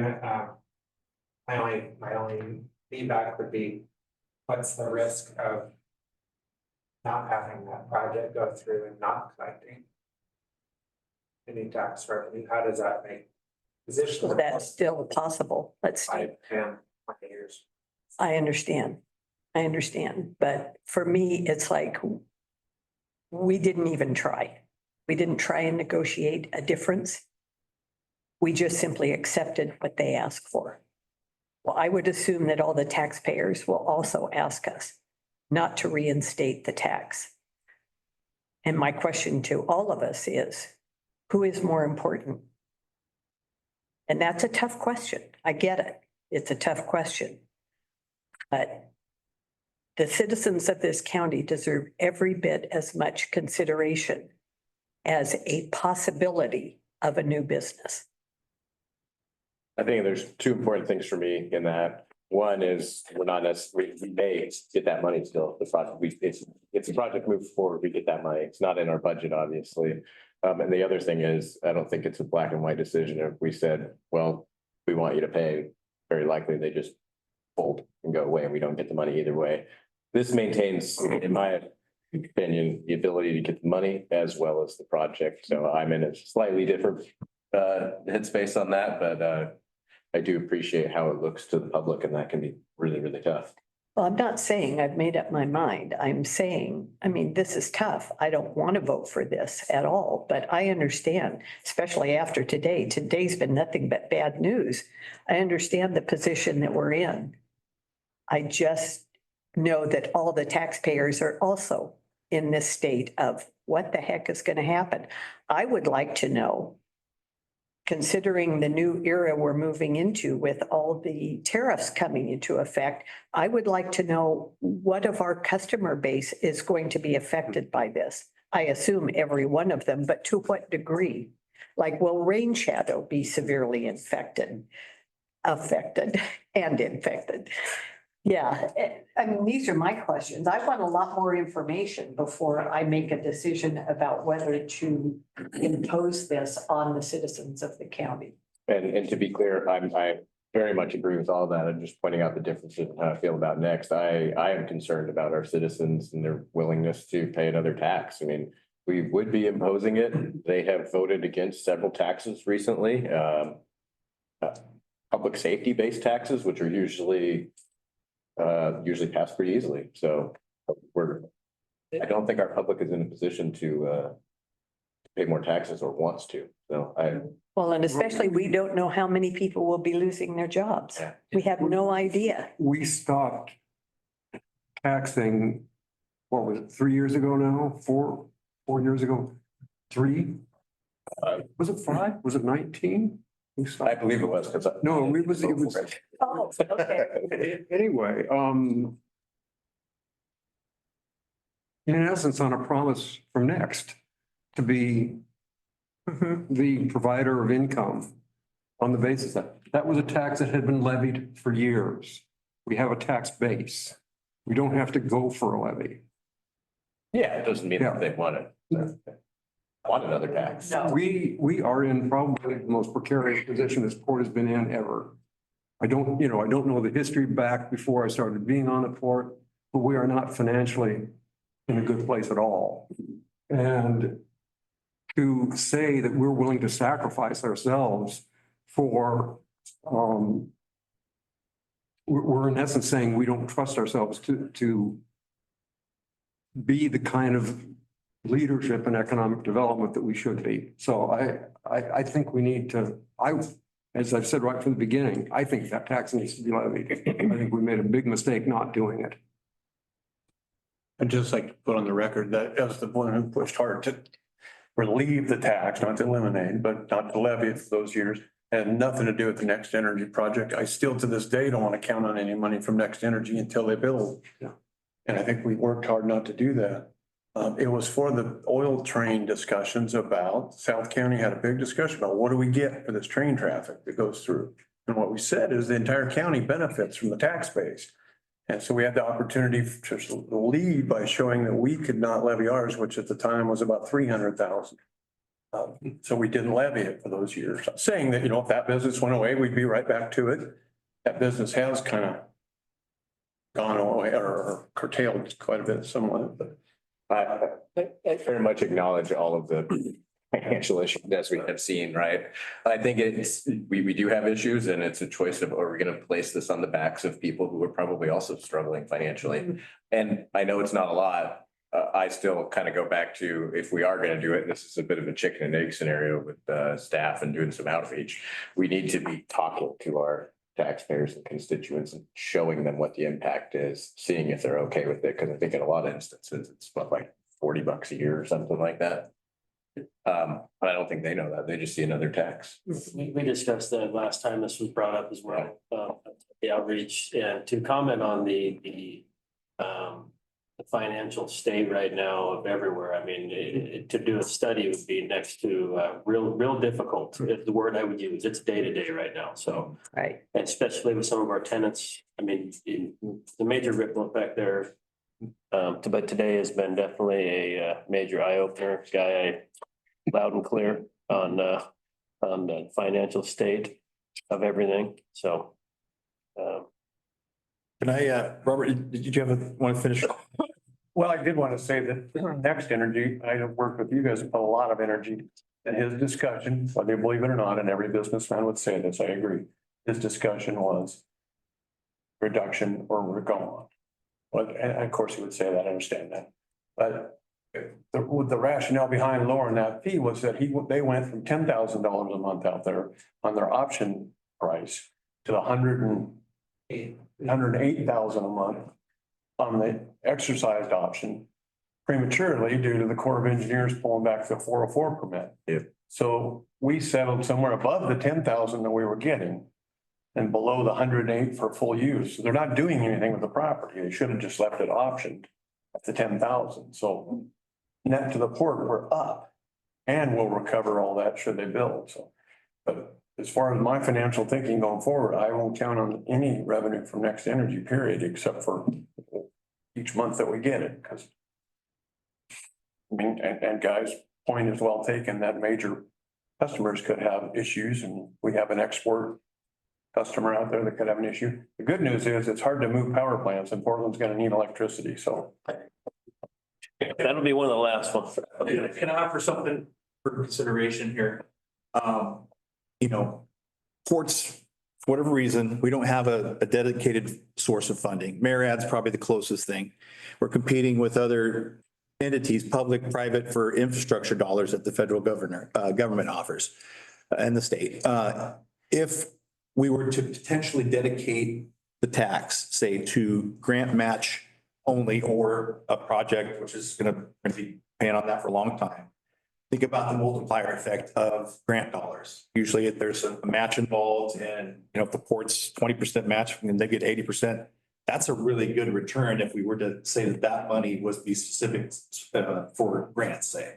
I think that's a good way to look at it. Identifying it for a specific project of that magnitude also makes sense. But if we decided to move forward as an entity to impose a tax, leveraging the dollars with grants is really where we're going to get our payback on it, because of the fact that of the multiplier of the percentage of match that you have to provide. That's just something for consideration. The DEQ issue at the Railroad Avenue site is obviously big, and it's affected our net position, which could affect our financing if we decided to go out and finance something. Another thing we haven't thought about is a revenue bond. I mean, there's a potential. We could look at the Beaver Dock as a source of our potential revenue bond. It's way early to talk about any of that because Bob has got a few contacts, but we haven't engaged folks on bonding yet. So I'll say that, we're not just sitting here going, gosh, if we don't get the tax, we're going to be screwed. That's not what we're saying. It helps level the playing field for us as a port, because we're competing with our other friendly ports up and down the river in Washington a lot of times for the same buckets of money. So that's where the challenge is for us. Is I know the idea that everybody else is doing it doesn't necessarily make it a good reason to do it. But it's kind of the world that ports as a public entity, we're kind of key to that business. We're a business and we're a public entity, and we provide some value. There's some inherent costs that we absorb with the marina and all the touch points with the public. But at the same time, we have business facilities that, what if we lose another $20,000 a month tenant? There's different things where we're kind of on a razor's edge here. And I think, Nick, you might have mentioned that with all the uncertainty right now with what's happening, it may be that we just mark time here for a little while and wait to see what happens with the federal level. And that was my next question. So if we were to say yes when would it actually take effect? I mean, what's the last date that we would need to make up our mind to impose it for next year? It happens at the same time the budget is adopted. In June. And it wouldn't be payable until November. When they collect. Yeah, we'll collect, yeah. So we have to do it by June. Oh, yeah. I don't like this meeting today. I'm with you. I'm just gonna say, I mean, I'm in the finance role here at the port, and I completely respect that this is a political issue. This is, obviously different viewpoints on it, but I'm trying to do my job as well as the rest of the staff here. We want to provide you all with good information and kind of an outlook on where the port's headed down the road. And so for me personally, I mean, as a finance person, investing in our future is really, we need to play offense and grow our revenue. And we're not gonna solve this problem by just cutting expenses and being more efficient. We have to grow our revenue. And to do that, we have to maintain our existing revenue plus add new revenue. And that's gonna take investment and expertise at the staff level to make that happen. I guess the other thing we need to know as staff is if there's going to be any kind of surveying involved. Obviously, we want to know what we're asking. What do you want us to ask? Do you favor the tax or do you not favor the tax? Or what's the question, I guess?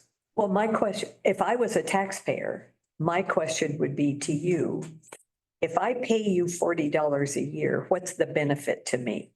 Mm-hmm. Now, I don't know how you would parse that out, but I would find that to be an important question to be answered. I would direct you to. Like, that's the question that the commission needs to hear from staff first. If we vote, we'll levy for which of those items, because we could do it at the marina and it would barely make things work out. That's the problem with me, is that I've not seen the bang for the buck on some of these. I understand your grant match argument is a good one. And potentially the opportunity to get rid of the cleanup site down there. And even then, I'm only gonna vote to put that tax in if the DEQ is gonna give us some kind of documentation that is the cap of all they can take from us. If it's an open-ended thing, I'm out because they can't get things done very well. Well, the folks hopefully are looking at the paper. I've included it on your desk there. The past several months, we put out Newport news and notes in the paper and subsequently shared it on our Facebook page. This is what we're doing. This is what your port is doing.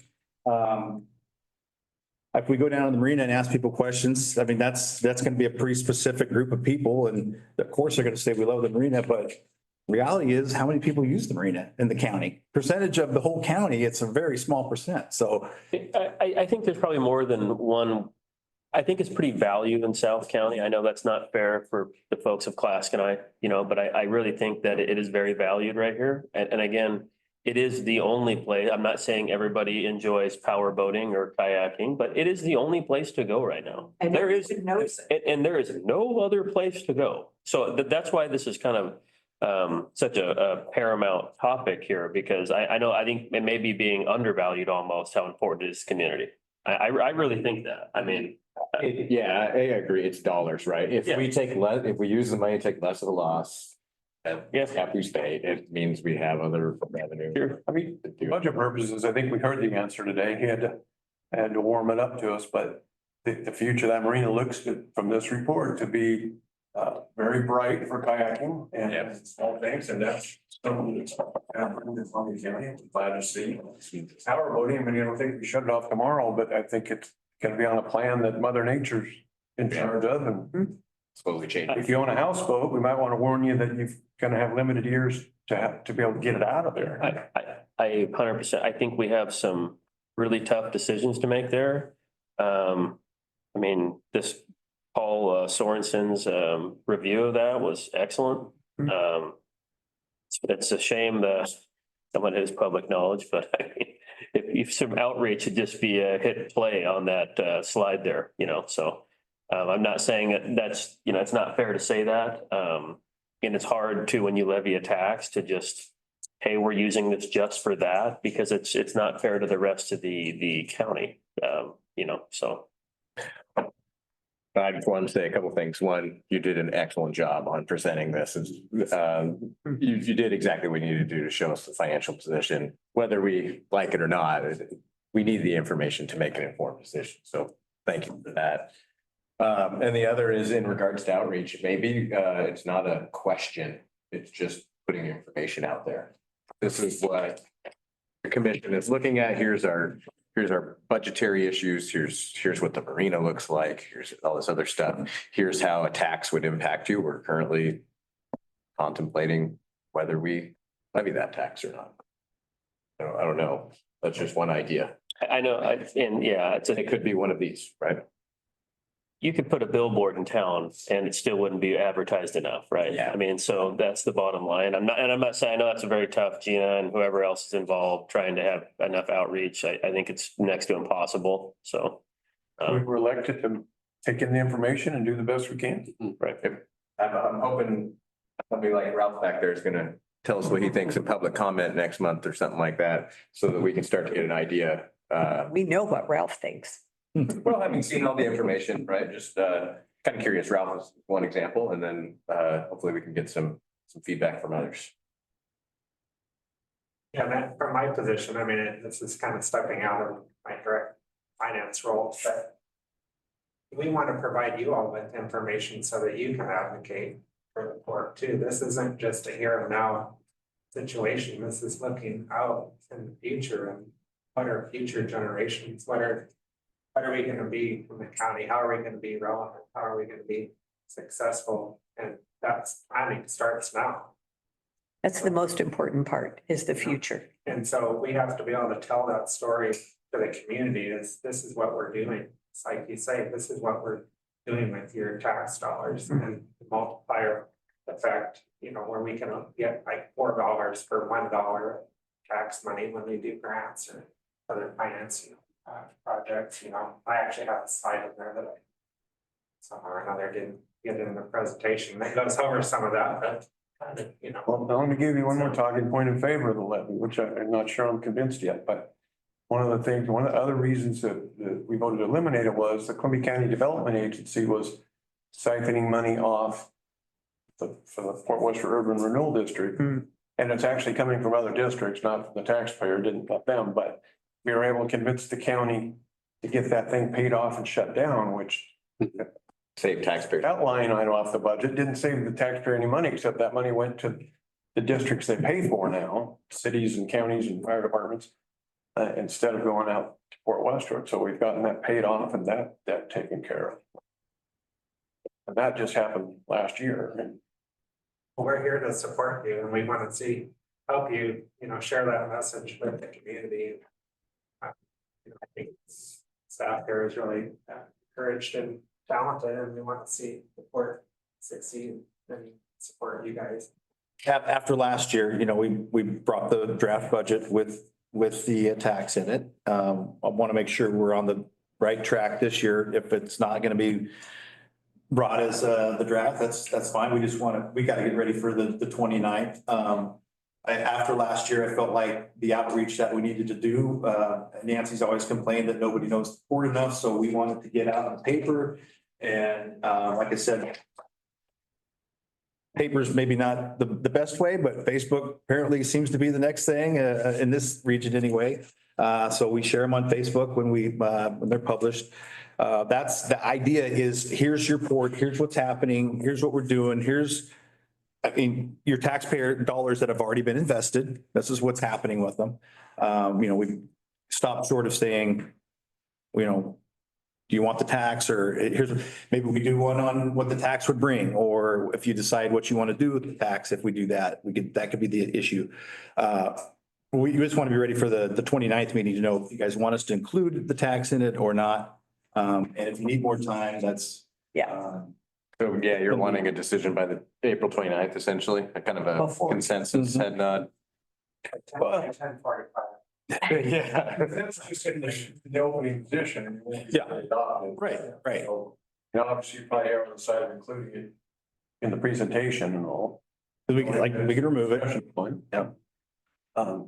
We have till June to make a final decision, correct? Yep. And this might be one of those years we take that second meeting to be diligent, the second budget meeting too, so. And I'll just give you this warning. If we do get a next energy project or another large project, that's the closest one, then I will adamantly not support the tax again. I'd like to see some economic benefit to this county. Yes. And the direct jobs and all is what we're here for, but if there can be, instead of just governments growing, if the public can see some benefit from it as well, it's kind of the way it should work. I think. And it's an annual decision, as you know. It would be every budget year you would decide. And I would love to see some visioning around Railroad Avenue. I mean, it's such a prime location. And if we're going to have to be shrinking the marina, then how can we envision the expansion of Railroad Avenue? I don't even know. I don't know what's possible. But, and obviously it's many years in the future, but when we're talking about what do we want for the future of the people who live here, that's what I would like to, those are the kind of things I would like to be able to show you. When the DEQ is here, some of it's gonna be what we're restricted to be able to even Of do course. there. I mean, one of the thoughts was a boat launch there was one of what I really wanted to see, but because of the depth there and everything, but without, I don't think they gave us a clear answer on what we were really able to do there. Yeah, I think it depends on how intrusive into the soil that particular project is, because for example, the no further action was based on very light use, like working at a building without a deep foundation, going out and having the coffee breakers, walking downside the building, that kind of thing. So the more you're getting into, for example, I did raise the camping issue. Could we use, in addition to the walking paths, could we have people, camp there? And the indication I got initially was that's probably require further evaluation because that would be beyond the scope of what they anticipated action. Sean or Ellie, do we know if we'll have an answer on the financial needs report? If they're going to include levy revenue or not before the 29th? But they've indicated they're going to do that. I just, they didn't tell me the method of how they need to do it, so I'm speculating that that might be a bump every year of what money we've foregone. So, but I'm not sure they know how they're gonna do that analysis. Okay, so certainly they are gonna account for it, That's and then we could potentially counter with it if the number was incorrect or. I'm scared to how they were calculated after. Yeah, it'd be interesting to see how they do, particularly future values. Understood. Any further discussion or direction for staff? That was all the excitement I could handle. So. It's been a buzzkill. Yeah. Thank God the sunshine. Very much thank you to staff for putting all this together. Wow. Thank you. Thank you. Yeah.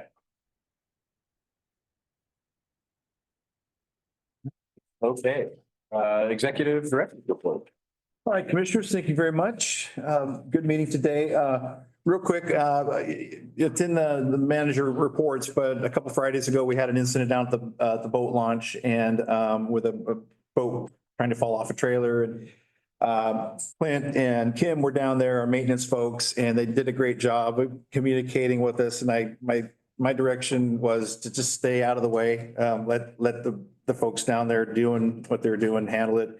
Be ready to call 911 if we needed to. It wasn't an issue of us trying to insert our expertise there. Ended up getting, fell off the back of the trailer a little bit and they were able to get it back in the water, repositioned on the trailer, pulled out, fixes made and back in the water. So all to say that good job by our team down there for kind of facilitating that. And like I said, I didn't want really them to get into a pinch point.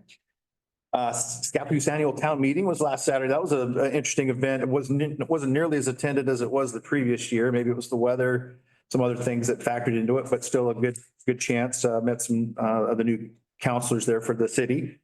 Amy and I met with Paul yesterday and had a nice chat over lunch about things happening and not happening. And although, sorry, thank you. Columbia Economic Team. And tomorrow is in the morning's Colpack NOEA board meeting. And then Bob and Gina and I are going to be heading down to Ports Day at the Capitol. And doing the reception at 4 PM, meeting with the folks. There's a couple issues OPPA is tracking, some of the bills that are happening. And you see the rest of the calendar there. If you have any questions on there, for budget meeting 4/29 at 10 AM. City County 4/29 also that evening. I sent the flyer along with you. Please let me know, myself and Krista know if you want to attend and we can get you registered. I got Brian and Nancy. It's at the John Gum Building, so I would tend to be able to make it for that as well. okay, excellent. And that isn't a problem, as we know, we don't talk biz, that's all good. We should probably make a decision now if you guys think could we have a 4/29 budget committee meeting? The work session would be the 23rd if we were going to have a second meeting. If we want to talk more about this current status of things with the Marina stuff and the tax, we can do that. I guess the question would be, we would definitely want to have one if we're going to have a meeting at the first of the month to make a decision to move forward with it, correct? I mean, I think the decision for the tax, like the actual decision is June. Right. correct, but to discuss it further to get, or do we not? I shouldn't have spoke, I'm speaking for myself there, if we're gonna make an early decision on anything. Everything's draft until June, so. Yeah, if you guys want to have more discussion, we can do the 4/23 To that session. two meetings next month. I will be on an airplane on the 23rd and the 29th. Okay. I think on the 29th though, I can zoom in. I think it's early enough. Although, guy said it's 10 AM instead of 8:30. Yeah, I'm gonna have to zoom on the 29th as well. I think I can. Even if you can hear me in the airport. I personally don't see a need for a meeting on the 23rd, maybe unless there's some new information we need to discuss about the tax. It seems like we have all the information we need. Yeah. Maybe just think about it. And I'll be reaching out to each of you to get your inputs and things too, to compile together and make sure we have a good decision or a good reason to make our decisions. How do others feel about the 23rd? If you're gonna be gone and I have to zoom on the 29th. 23rd, if it was an evening meeting, I would be good. I think the morning ones, I'm fine with we don't plan for that.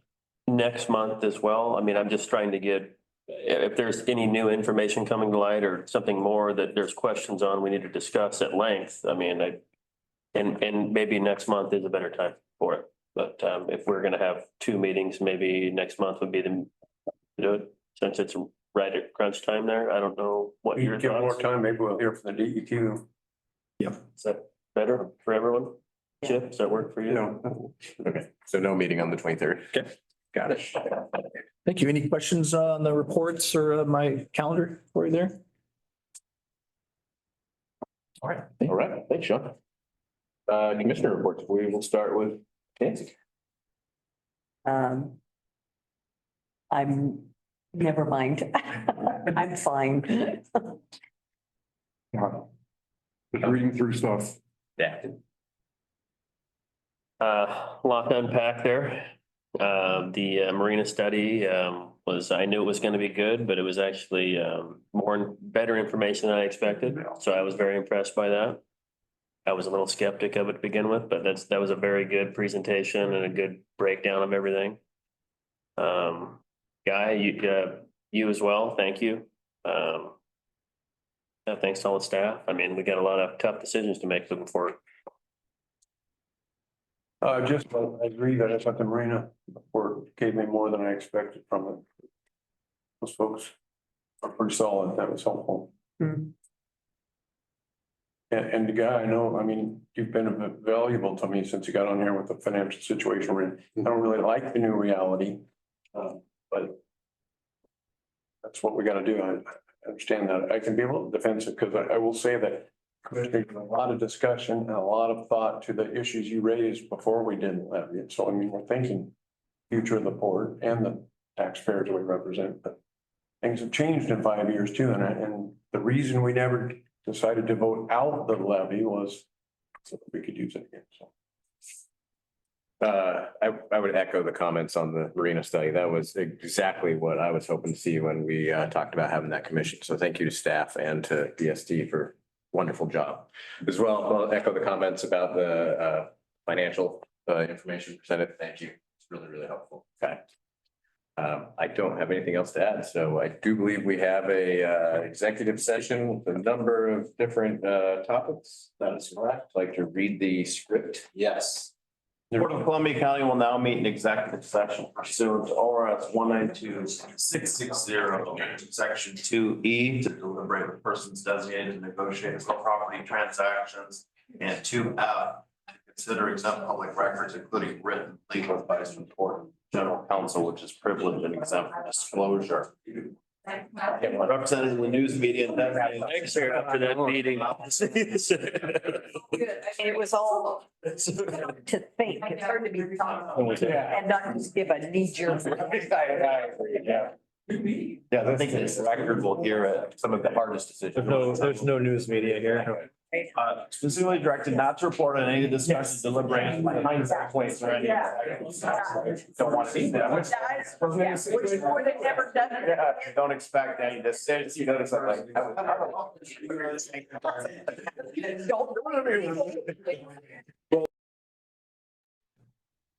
Meeting is adjourned.